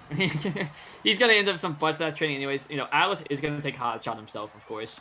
Oh, Anson's gonna take perfect form. He's gonna get neither. He's gonna get none. All 3. And really interesting to see why the Rasmus took prime time. I don't really follow. Maybe it is really good on Zentaro, but I don't know. I feel like maybe you leave prime time and then your Kai can get either hotshot, perfect form, or rapid. I would imagine he's just trying to keep it away from the Atlas, but I don't know. I feel like you could just take perfect form and just cope about it later, I don't know. Atlas takes hotshot there every time. That's like, I remember talking to Sir Red Panda the 3rd during the launch, and Rose I think hotshot's best. I mean, I think Barcode's here right now, one of the most notable Atlas players. He can give his input there. But wow. Until then, Snake is putting in the work in their box. Excellent job hitting that core flip and waiting for God knows how long for that Atlas. God, was it secondary? That Atlas secondary to fizzle out just so he can get it past. And it was really close too. It wasn't like he had a wide open net or anything. He threaded the needle as Slop popping his core flip, trying to keep, Snake away, and the turret coming out from Silent too. Silent does have his core flip here if he needs to use it to keep, anything out, as he does right there. Gumi has his as well. Possibly might look for a little bit of a walk forward, as he's doing right now. Ooh, Vaughn managing to get a kill. Snake pretty low though. Atlas ult coming out here. Can't manage to get the goal barrier though. They are fighting for it. It's just not happening. Yeah, great defense from the side of Silent Jokesters. I mean, they really locked down the net there. And they continue to. The pressure coming up from Vaughn and Snake is intense, but Slop is just holding it down. I think it might have to do with the hot shot. I mean, this guy's pretty much playing with 0 cooldowns at this point. And Gumi just gives the bigger up while Slop just puts in the work. But Snake managing to get a kill, does have a core flip here. That could have been dangerous. All good because Gumi saved it. Ooh, I believe that was an Amy blink managing to, knock Vaughn off the map. Gumi's pretty far forward here if the ball comes on the bottom side. Silent throwing the orb, trying to test him. Can walk forward, does have the blink here. Doesn't really get anything with it, but you know, all good. Really great aggression from Gumi these games. I mean, again, you talk about like being aggressive on goalie is the staple to like being the top, and they're one goal away from completing this reverse sweep. I mean, it looked like they were out of it this game earlier, but they are here to win and take it back versus Light. Yeah, Snake has a lot of good trainings. Like you look at it, oh my god, and the barrier already down. A bit of an unlucky situation there, but Gumi's barrier also down, and this could be game point for Demon's Raw. Yeah, the series in there. And they're down a man, 2v3. Slop does have the quarter flip, and most visibility's up, so it might be hard, but Gumi's going for the goal. He wants to be the game winner. But Slop gets the quarter flip, and it's wow. Gumi. Excellent job. Man, Gumi has like filled with nothing but raw. You know, like he's just all you think about was being the hero of his story and forgot that there is his own goal to defend. On top of that, Slop did have his quarter flip. I don't know, did like a bit of a misplay, and hopefully it doesn't cost him the series. And Snake doing an excellent job holding the core flip for so long. All three people up there on that one. You know, pretty much guaranteed, but he just presses the ult and shoves it past, and Demon's Raw wins the series. They win it all, and they're going up for the Light rematch. There is too many words that are going on in my head about match, series, point, set, round. Yeah, that it's just we need to standardize something. Well, the only word you need is raw. Can we get some raws in chat for Demon's Raw? Going back? Well, winners finals? Hey, I love Demon's Raw. They're favorite Demon. And as expected, Vaughn is here and is not happy with the last game. Which, how could you be like? Yeah, I mean, it is incredible, especially when you're playing Rasmus, right? 2 Rasmuses on Amy's app with Amy herself and X. You understand the assignment. Liari says, as a viewer, I want them to play for the next month. But, that would be like best of 15 or something.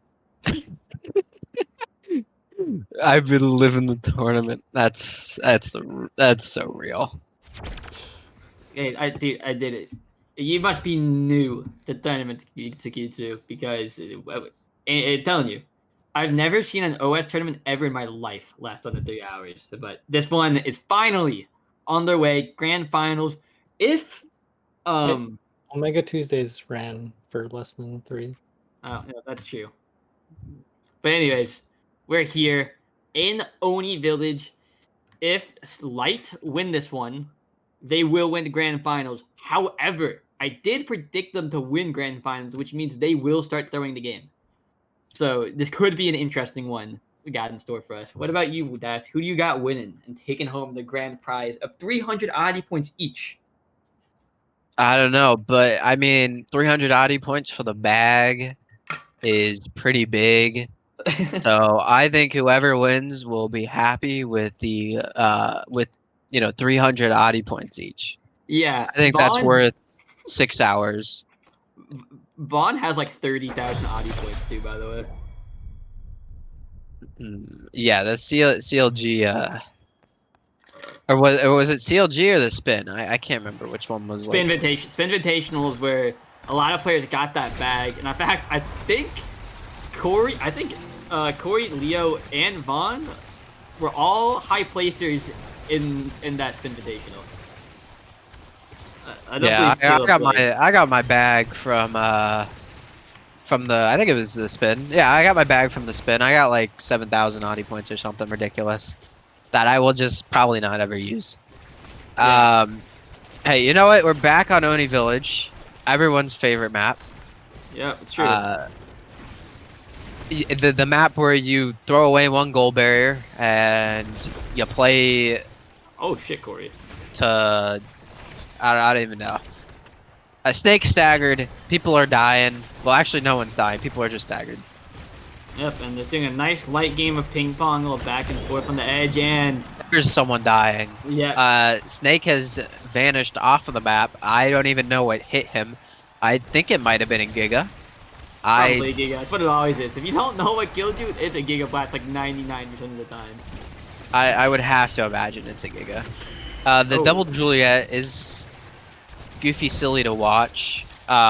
Juliet, especially with her ult, you could just... I'm losing my train of thought here. I'm struggling. That's fine. There's too much chaos going on as the first point of the game is about to get scored anytime soon. I don't know. I mean, it's going to happen, right? I would imagine it's going to take a little longer. Gumi and You Already Lose having core flip themselves, you know. You Already Lose using it, getting it forward for his team. Leo... Oh, and he's gapped!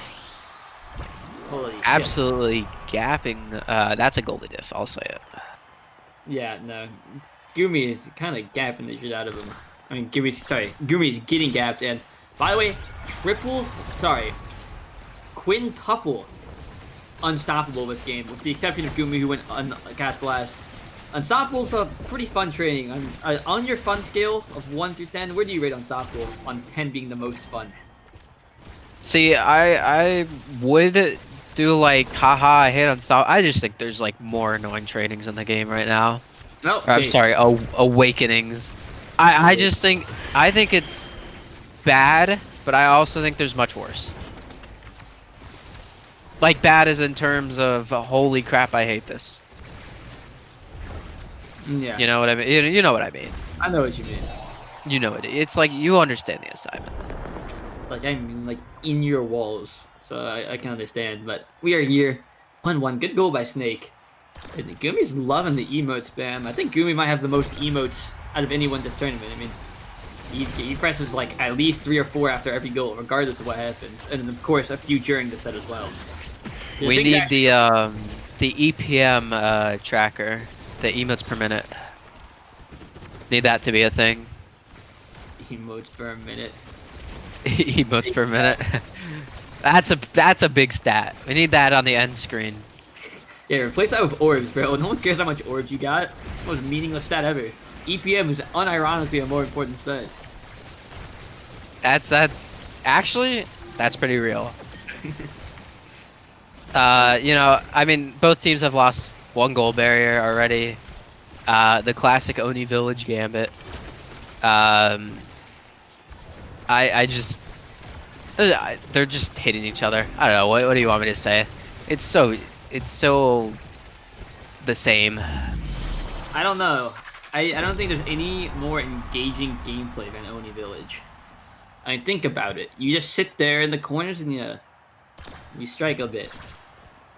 It is the hardest map to say anything interesting about because both teams just lose like 1 goal barrier at the start of the map, and then it just becomes like Strike Wars for 30 years, and maybe somebody will die.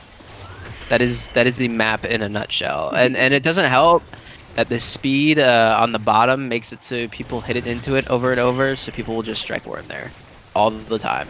Yeah, and it's like, as far as we're aware, it's pretty much the best strategy too. I mean, like in the in-houses, like further like protesters, like especially everyone in this game, like they play in-houses really regularly, like aka like 6-man scrims, just kind of like all play together.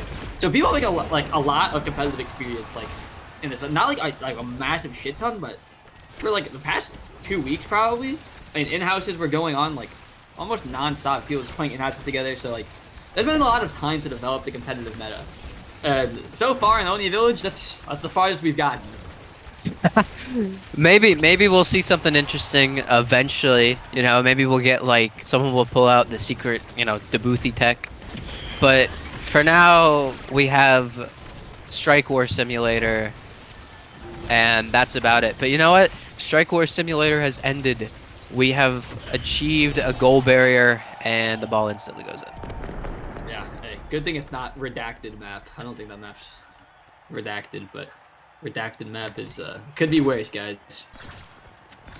Only Village, you know, is actually not the least favorite map of all time.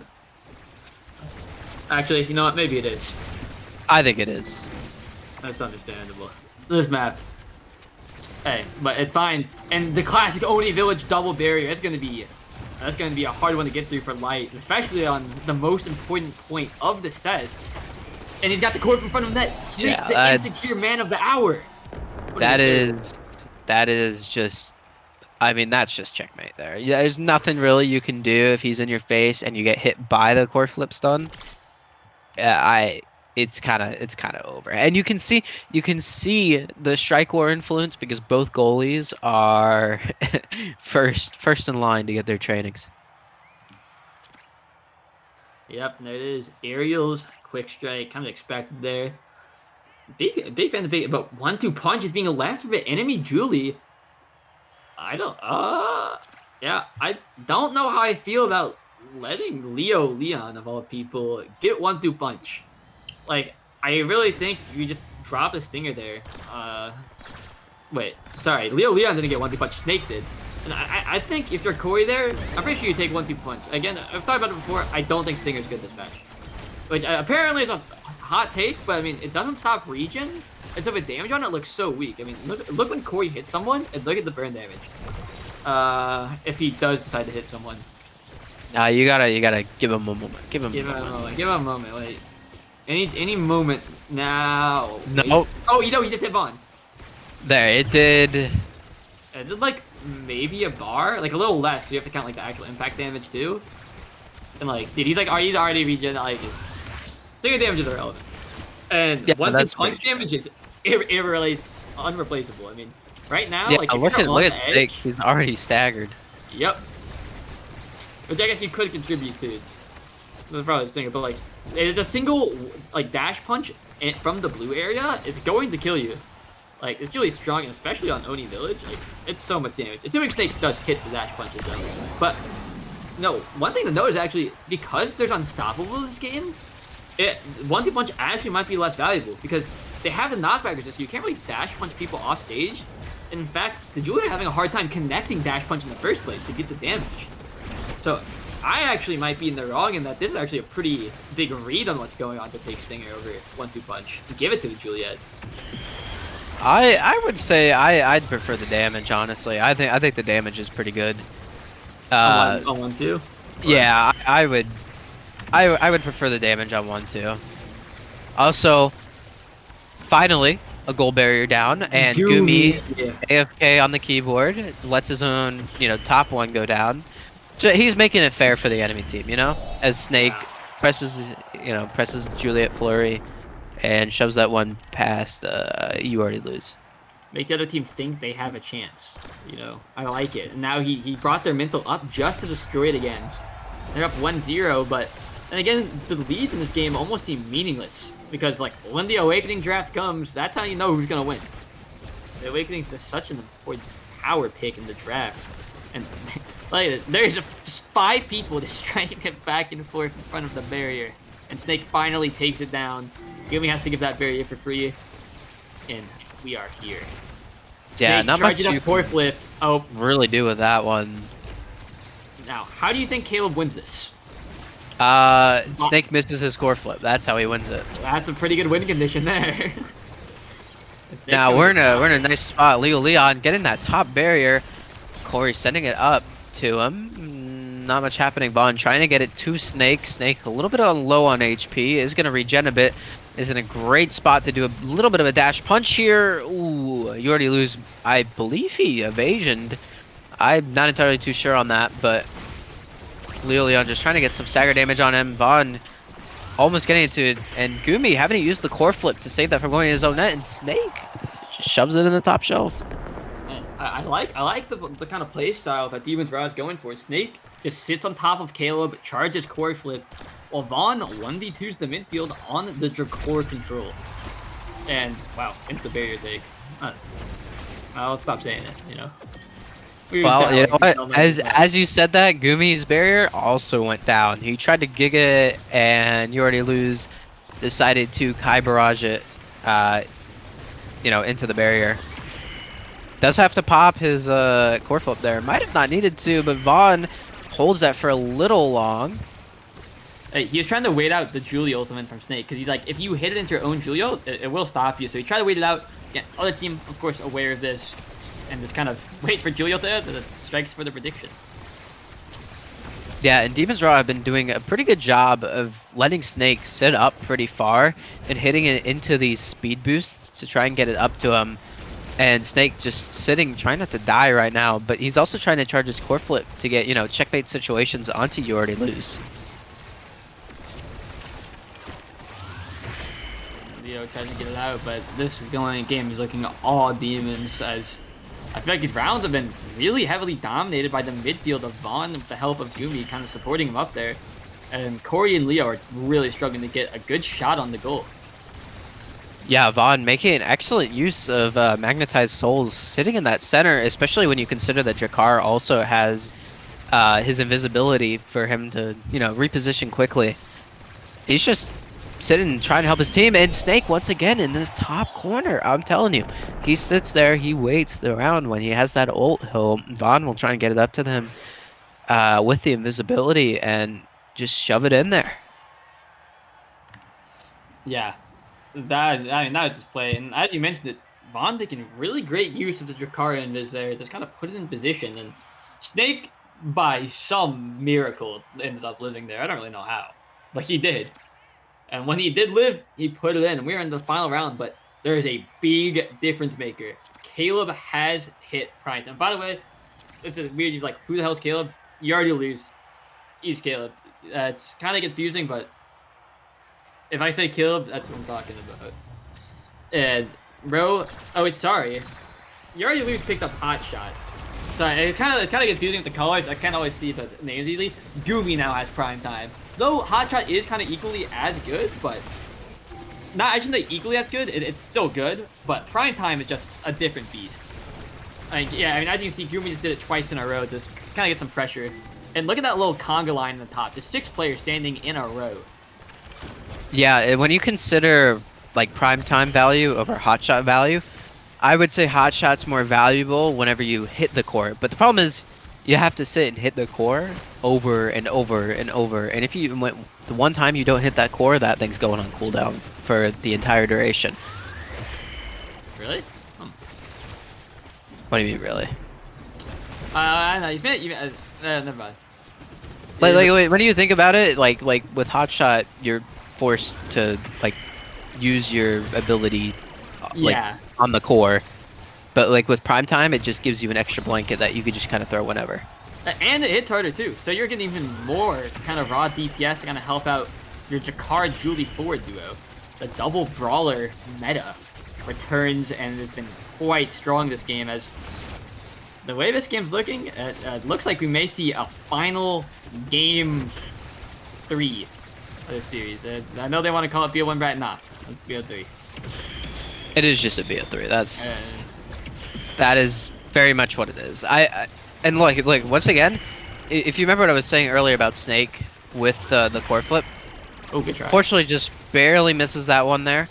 He was sitting up and just trying to wait for the core to come to him from Vaughn. Yeah. Oh, big whiffs. Bit of an unfortunate bounce there. Yeah, big whiffs. Unlucky to see that happen. And hey, you hate to see it. We all hate to see it. We do really hate to see it. But you know what? Hey, one barrier gone already from both teams, so we are now in full Oni Village mode. Oh yeah, we have returned to the way the game is meant to be played. You know, one thing to note is that most players tend to keep this bottom side up. When I mean bottom side for blue, top side for red. Which I find really interesting because I think it's more advantageous to have your top side barrier up, because if you die, you will respawn on top of your barrier instead of far away from it. So I always wonder why the bottom barriers are the ones that get kept. I think for me, from what I understand, I would imagine it's probably more of a comfort thing. I think people just feel like more comfortable on the bottom side. I don't know how to put it. It's really weird when I say it like that, but like, I'm pretty sure people understand. I do agree though, because like, cause I was playing, me and Gumi duo a lot. We play together a lot, and when we first started playing Oni Village, like we gotta keep the bottom barrier up. There's no real reason behind it, but something does feel better about just playing on the bottom half of the field. And there's not really any explanation for it, but I think as time goes on, that players will kind of keep the top barrier. A thought that I might think of right now is maybe because it feels more comfortable to move your mouse up to stop stuff than it does for people to try and like move it down to try and react to stuff coming from the bottom. That's a totally hypothetical, not proven, just possibly what it could be. You know, I would say that would be it for me if I had to give a reason, because it's just easier for me to move my mouse up than it is to down, because you know, moving it down off the desk. I think that's probably it, and one backup thing I can point to is side streets. From I'm Beta. not following. The little like barrier thing is on the bottom of your screen instead of the top. Oh, that's interesting. I can see it. Maybe the protesters are too enticed into the bottom side. I don't know. I think certain things in the game, kind of control your mind. And one big opinion I have that is actually what you see on Jakar here, the magnetized souls, and you can really see it from Vaughn. Is that I feel like when people take magnetized souls, they love sitting in midfield. Vaughn's actually not guilty of this, but in solo queue, you see people take Oh, sorry, I thought that was gonna be the game, and there it is. It's Gumi barraged into the corner with a second barrage of the game. Boy, does it get more balanced than having two of the best ability in the game. I don't think it does. Yeah, and that was a nice barrage, just to, you know, give it a nice little tap in. Doesn't get the core flip there, but manages to finish that one off with the barrage. And we're going into the last game of this best of 3.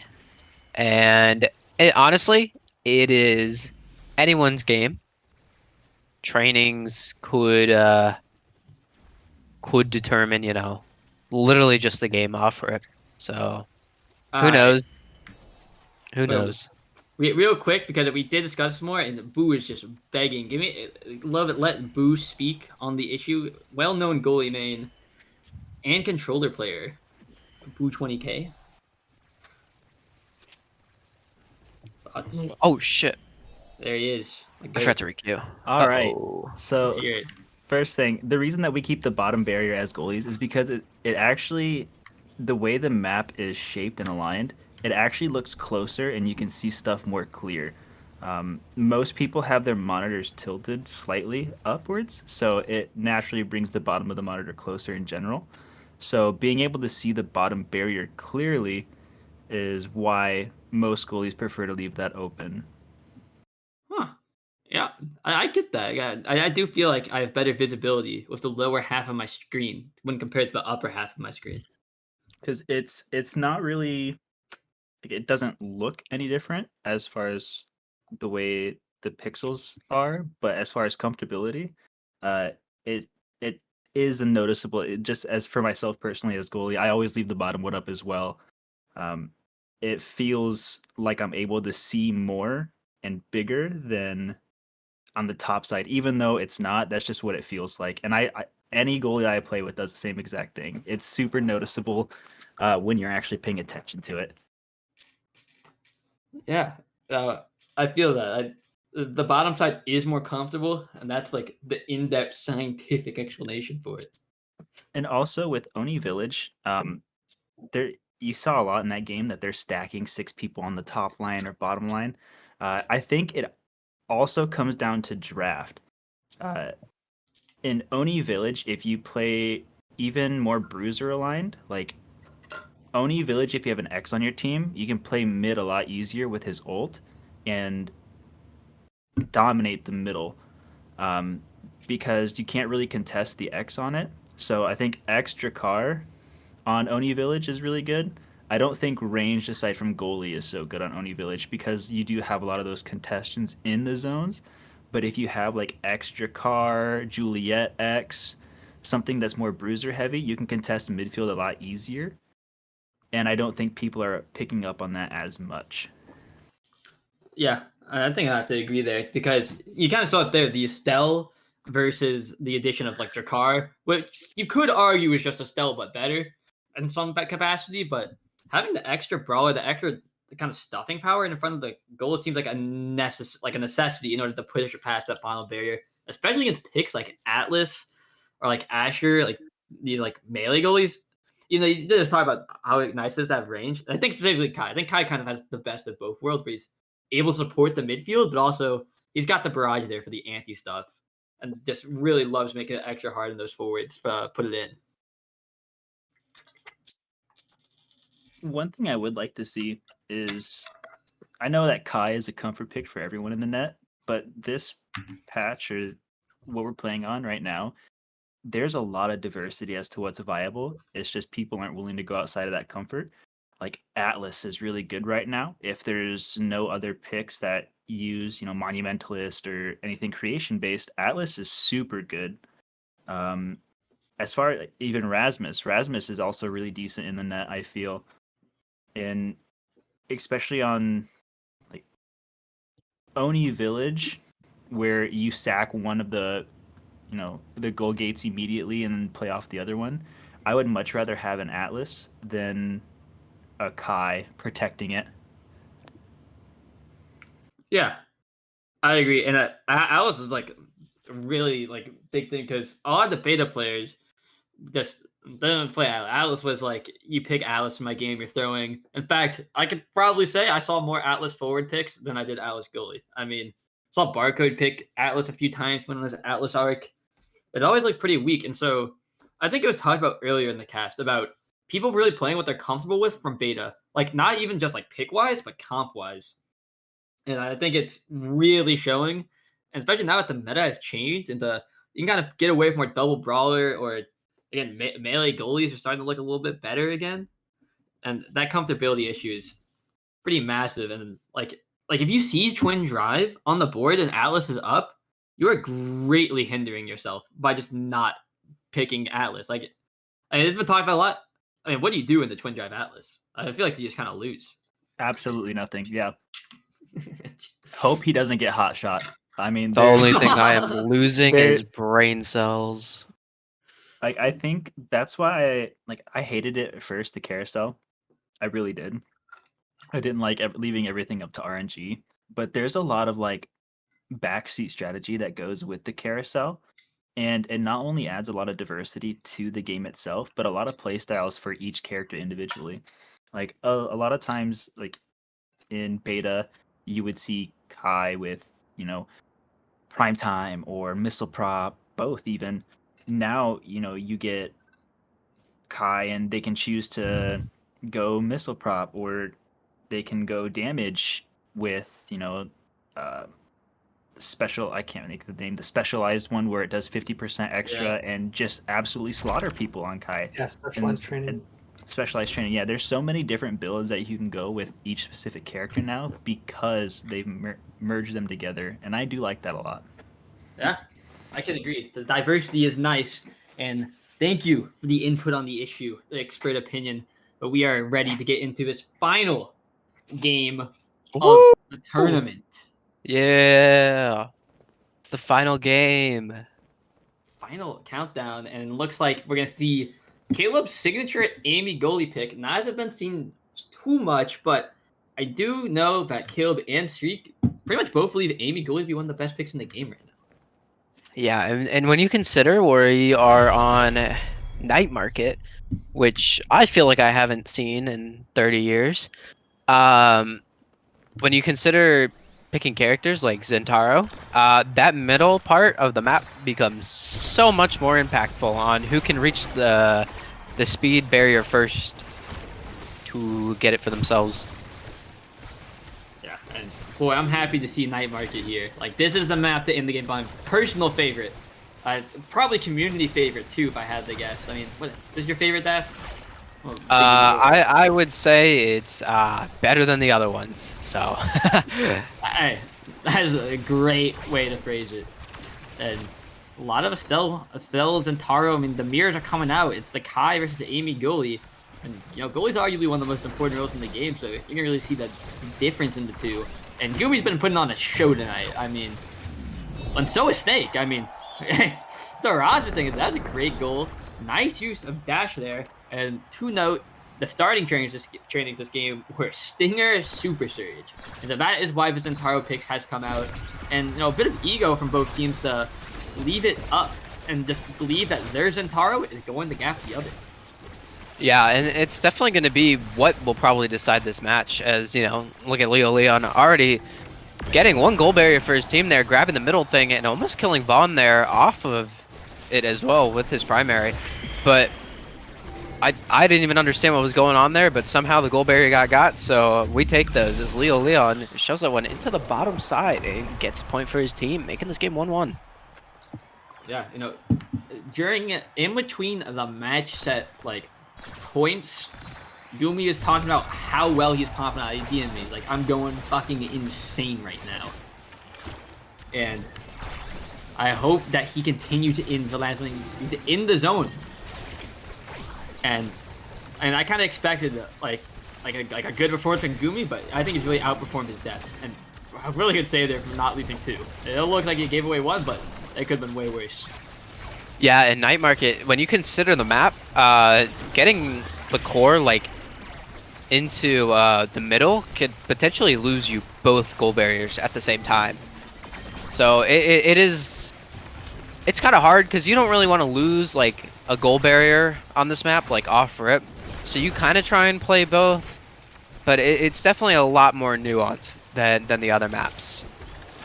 Yeah, I don't know. I feel like, at least when I play Goalie on this map, no professional Goalie player by any means, but I do feel like it's really important to play for both on this map, just because, like, the barriers are so big. And there's not really, like, a big punishment, like, oh, you lose one, you're gonna lose the other. Like, they don't really combo into each other. There's kind of a back wall. And so it's like, oh, I lose one, and I'm not, like, right on top of the second. Like, it's okay. And I really like the way this map plays out. And, like, for that one aspect of, like, oh, shit, like, they got, like, a lucky bounce or something, like, we lose both barriers, it feels like you have to make a really good shot in order to get both barriers at once. And I really like that aspect of this map. It's played by Leo, waiting out the course with complete leaf, just to hit a light hit into the corner. And we've been seeing a lot more of that tech recently from these higher level players, and I'm a big fan of it, and it makes the other team look really stupid too in the process. Yeah, it's definitely something that I've seen people doing more and more often, even just like in the matches, in like the last like two matches that we've watched. Like it is something that people are going, oh, I'm gonna sit and wait this out. And I mean, look at Snake. Snake is definitely, I would personally say, one of the better players at using that, as we saw from his X gameplay and his Juliet gameplay. But both goal barriers down, and Leo Leon showing us why Super Surge Zentaro is good as he blinks halfway across the map into the kill. And shoves that in. Great play from Leo, showing them a bit of the Zentaro diff, and uh-oh. Heavy Impact and Tempo Swing are left up. And Adrenaline too, if they really want to go that way. Looks like he's going to opt for a Tempo Swing. I'm no Zentaro player, so I will trust the expert opinion of taking Tempo Swing. Though, it is going to allow Vaughn to pick up Heavy Impact. Kai gets Hot Shot Infinite for free, and looks like Zentaro will probably take this last Adrenaline Rush in order to... Or... What the... Hey, he wants his increased dagger. I would have not, but you never know. It could pay off for him in the end, even though he's already like one shot already. But you know what? He's gonna become the mayor of Sparkington City. He's going. Oh, we have not seen a mayor in the running yet. So I guess that's the game plan. But I don't know. I feel like going and trying to be the mayor when you're one round down doesn't feel very good. Oh yeah, the mayor. I don't even think trying to be the mayor is good in general. I think it's not very good. Because you also have to consider both. There could be 2 Sparks trainings that come up in the same like carousel, so you might not even be able to become the mayor, as you already lose trying to blink. But you know, a great Giga coming out from Gumi to get that past him. Yeah, good Giga by Gumi. I really like to play this one again. Talking about Gumi being aggressive, and you can be aggressive from your own net too. Like, you don't necessarily have to be out inside the goal box. I mean, Giga Blast got its range on it for a reason. Yeah, and he definitely did an excellent job. But wow, you already lose. And Corey doing a great. Oh, as Snake, oh my god, I can't even keep up. Snake core flipping it into the center, getting both. As Corey shoving that one past the last, but I'm gonna say it. I don't think the Spark of Resilience is doing much work for Snake. As look at his health, as Leo Leon puts that one in with a nice core flip. Yeah, good core from Leo. Gonna put them on the board for this one. 1-1. Yeah, and I would say it is just. I don't think it's optimal to beat Mayor Sparkington City. You could do so much else, like with your trainings and awakenings. Yeah, and it's like, I don't know what I'm saying. The way trainings did, I was so lost in the sauce. Yeah, me too. Yeah, no, I like the word training, but you know, I understand why they might have switched to awakening. Kind of estranged itself from the old system. But I can't get this pick out of my head. Like, Adrenaline Rush was up. It was there. I mean, I can imagine maybe he's just banking on the fact that they might not just get kills. But again, it doesn't matter if he picks the stagger training because he's just gonna die. As you can see, he's not even on the map right now. So it doesn't. A full second too of reduction. Like, it just doesn't matter. You know what? Both teams doing a pretty good job so far of just trying to get the barriers down. Leo Leon picks up yet another kill and waits out the barrage from Gumi, sends that one into the bottom. Great job from Light so far this game. I'm liking what I'm seeing a lot more from last one. Yeah, and 1 point away to making it 2-0. Kind of scary. I mean, Leo is really kind of showing off why he's widely considered to be one of the best forward players in the game. And it doesn't matter if he's formerly known for his top tier X gameplay and Julie gameplay, but looks like Zentaro might be another champ that he's adding to the pool. Yeah, definitely could be, because Corey picks up that kill, manages to get one goal barrier, and Leo killing Gumi and net, and Snake all by his lonesome does have the core flip, is going to use it here, dashes down with the passive. Corey going to try and get this one up, hits it into the center. You already lose, shoving that forward for his team. The Snake trying just to get one of these goal barriers, as you know, the Corey and Leo Leon doing an excellent job, just completely messing with Gumi here. Vaughn might even die to Leo Leon himself. Good play by Vaughn though to eat that Amy turret. Really heads up play, make sure that Gumi had the nice clear angle for it, but it just doesn't matter as Leo finds the surge dash, puts it in, and he's going to be MVP again, which means Bro might get a juicy pick. But I think the real factor, I know Leo's put on a show, it's really flat, he's getting the kills left and right, but I think the overall difference is this Amy goalie pick. A lot of crazy, so much value right now. A lot of crazy awakenings here in this carousel. You have twin drive, 1-2 punch, specialized. The specialized pickup from Kai is actually pretty good. I've gotten hit by Kai ult with the specialized, and it hurts, and it will send you off the map, especially if you're playing something like Oni Village, where you get hit in the speed zone by the Giga, and you just get thrown off. Yeah, I had experience too. You know, I think I forget. I might have been against like Streak or someone, but they had like missile prop, specialized training Kai, and dude, I just got obliterated. Like, oh, actually, it was against Caleb. It was against You Already Lose. He played missile prop, specialized training, and one other like projectile like hitting thing, and he murdered me on a repeat with the Giga, bro. It was actually insane. And that game is a game that I can remember forever. Yeah, and the damage coming out of Light here is ridiculous. Vaughn staggered. Gumi was dead before, is back up now, and Leo and Corey trying to work to get this goal barrier, but Snake is going to get cracked here very shortly, as Vaughn trying to, you know, keep alive while also playing the core, and both members are stacked. Vaughn off the map. Snake fighting for his life here as Gumi just keeping the core away from the goal barrier. Leo Leon dashing forward, getting that one for himself. Does have the core flip if he wants to use it here with Corey. Is going to use it, holds, and Corey core flips after he strikes into another core flip and shoves people away and knocks it into the bottom. And the Light showing why we're playing some Brawl Stars today. Yeah, this is interesting. You know, as Vaughn has put it, as he types mid game, he's playing a bit of Battle Right, which he's a bit of a Battle Right gamer. You gotta come join the Battle Right in-houses that we play like once every 3 months. Yeah, and Snake already staggered, and he's off the map, and Corey himself also too staggered. But I don't think it'll particularly matter, as he does have a lot to work with on his back end, as that top goal barrier is now down. But it doesn't matter. Gumi gonna core flip him off, and you already was making a nice play with that turret. Absolutely saving that.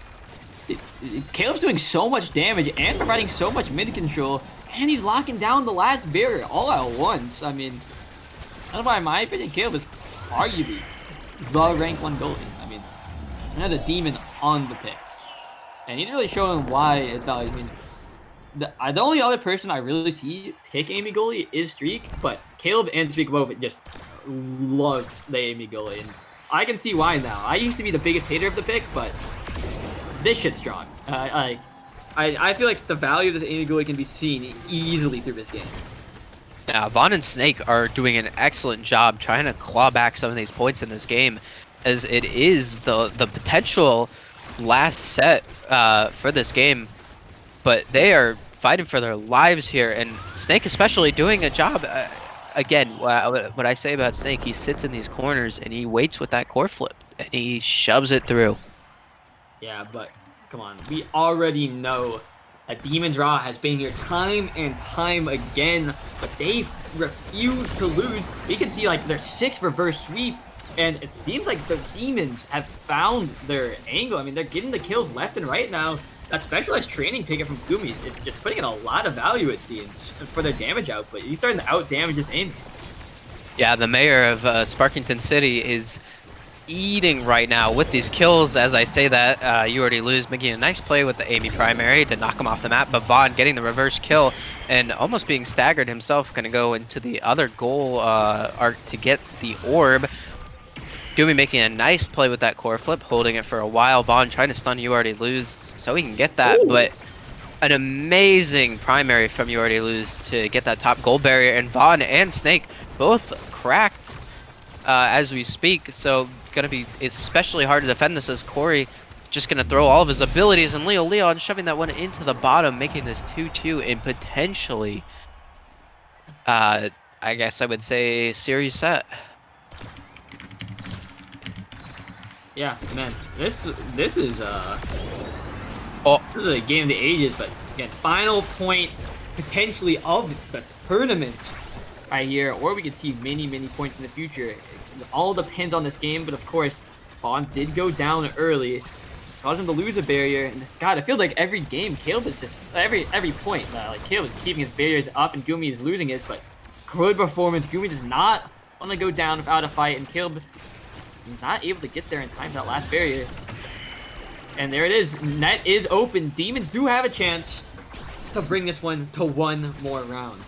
Yeah, and Snake doing an excellent job keeping himself alive here as Vaughn fighting here. Ooh, and an excellent elusive to keep himself alive as Snake trying to get this point here, and he does. He shoves it into the top corner.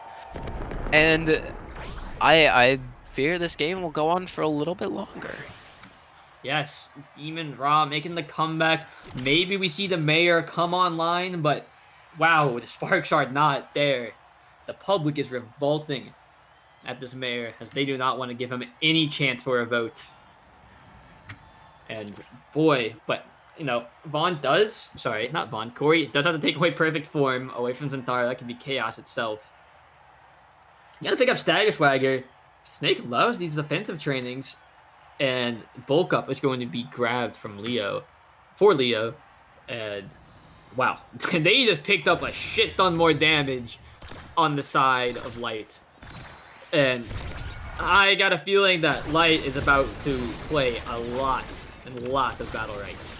Yeah, Leo Leon already showing us, you know, why he has picked up some of these damage trainings, as he's running in there 3v1.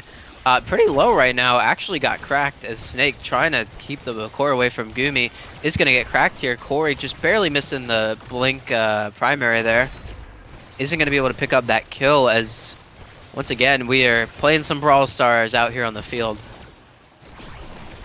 do love some Brawlstars in our games. I mean, this is why everyone plays Omega Strikers, right? For the high kill, high tempo gameplay. That like you kind of forget the core even exists. I mean, man. That's Core what I like to control do. in my fighting game. Yeah, why would core control exist? I mean, even Juno, the premier core control character, is a damage pumping machine. That's what I'm saying. But you know what?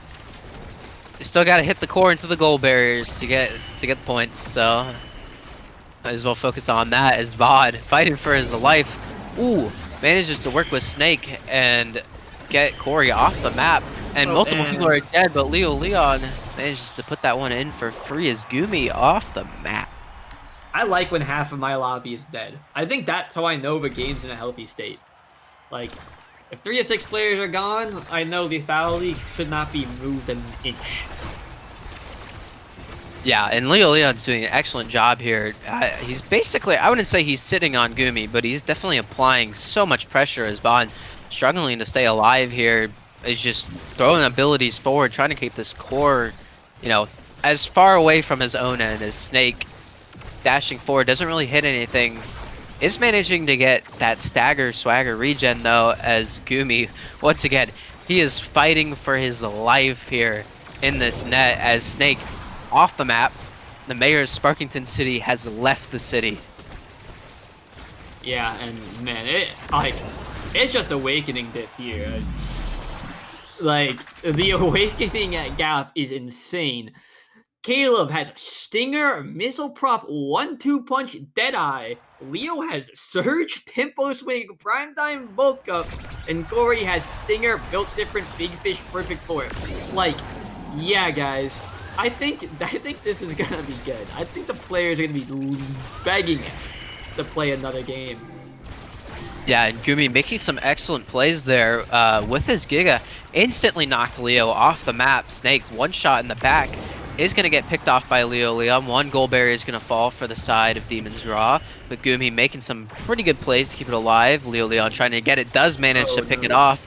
Ooh, very situation. Gumi hitting that off of the bottom of his goal arc. Somehow managing to keep that out. And Snake eating that entire turret. Bro was hungry. Gumi almost has core flip. They actually might be able to stay back into this one. Oh, but Leo's got the abilities, gets the kill. But it's just a single core flip away. I think Gumi can bring it back. No! And that is the tournament. And we have our winners of the tournament from the winner side of the bracket, Light. And We're all put out of our misery. I predicted it. So, gravity predictions are never wrong? Question mark? Hey, you know First what? You're correct gravity prediction? You're 1 for 12. You're 1 for No. 12. I'm pretty sure I'm like 12 for 12. You predicted 3-1 when it was. Okay, the format got yeah. changed, but if you like look at it in perspective, I would have predicted 2-1. I think you're just wrong. No, they changed the format. That's not even my fault at that point. Hey, you know what? You didn't predict the format change. Yeah, That's on you. that is real, dude. I don't know how people did not see that format change coming through. And are we gonna see a winner's interview? Maybe like maybe the players just want to go to bed. I don't know. If I was in their shoes, I would say it's bedtime. Yeah, so I get that. You've played one of the most toxic games of all time. Like, I mean, I feel like even as a winner of this tournament, I would still be tilted. Like, I mean, this shit was just chaos. I mean, it's kill after kill. Like, literally remove the core from the game and nothing changes. I was just really, really chaotic, and I'm very, very happy I did not play in this tournament. Hey, you know what? The tournament lived up to the name, so I guess that's all we could have asked for. That's so true. Holy shit. This tournament could not have been more aptly named. And man, you can see the big difference between yesterday's tournament and today. 'Cause, I mean, yesterday's, of course, a non-prod tournament, and people were really getting killed on more. A lot of core control comps getting seen. A lot of people just kind of playing the core. But when you switch to high end, the testers who've been playing this game, been living, breathing, getting farmed on repeat for the past like 3 weeks, they know how to kill, and boy, do they use it. I mean, of course, the high level players are better with like the dodge mechanic, but it's even with the dodge mechanic, it is just not enough to live. In fact, even with the super amped core regen, because like people are getting the core strikes and dodges fast, it's hard to even notice. I mean, it's just dodge after dodge after dodge, and people are still getting obliterated. All right, Bozo. We all want to go to bed.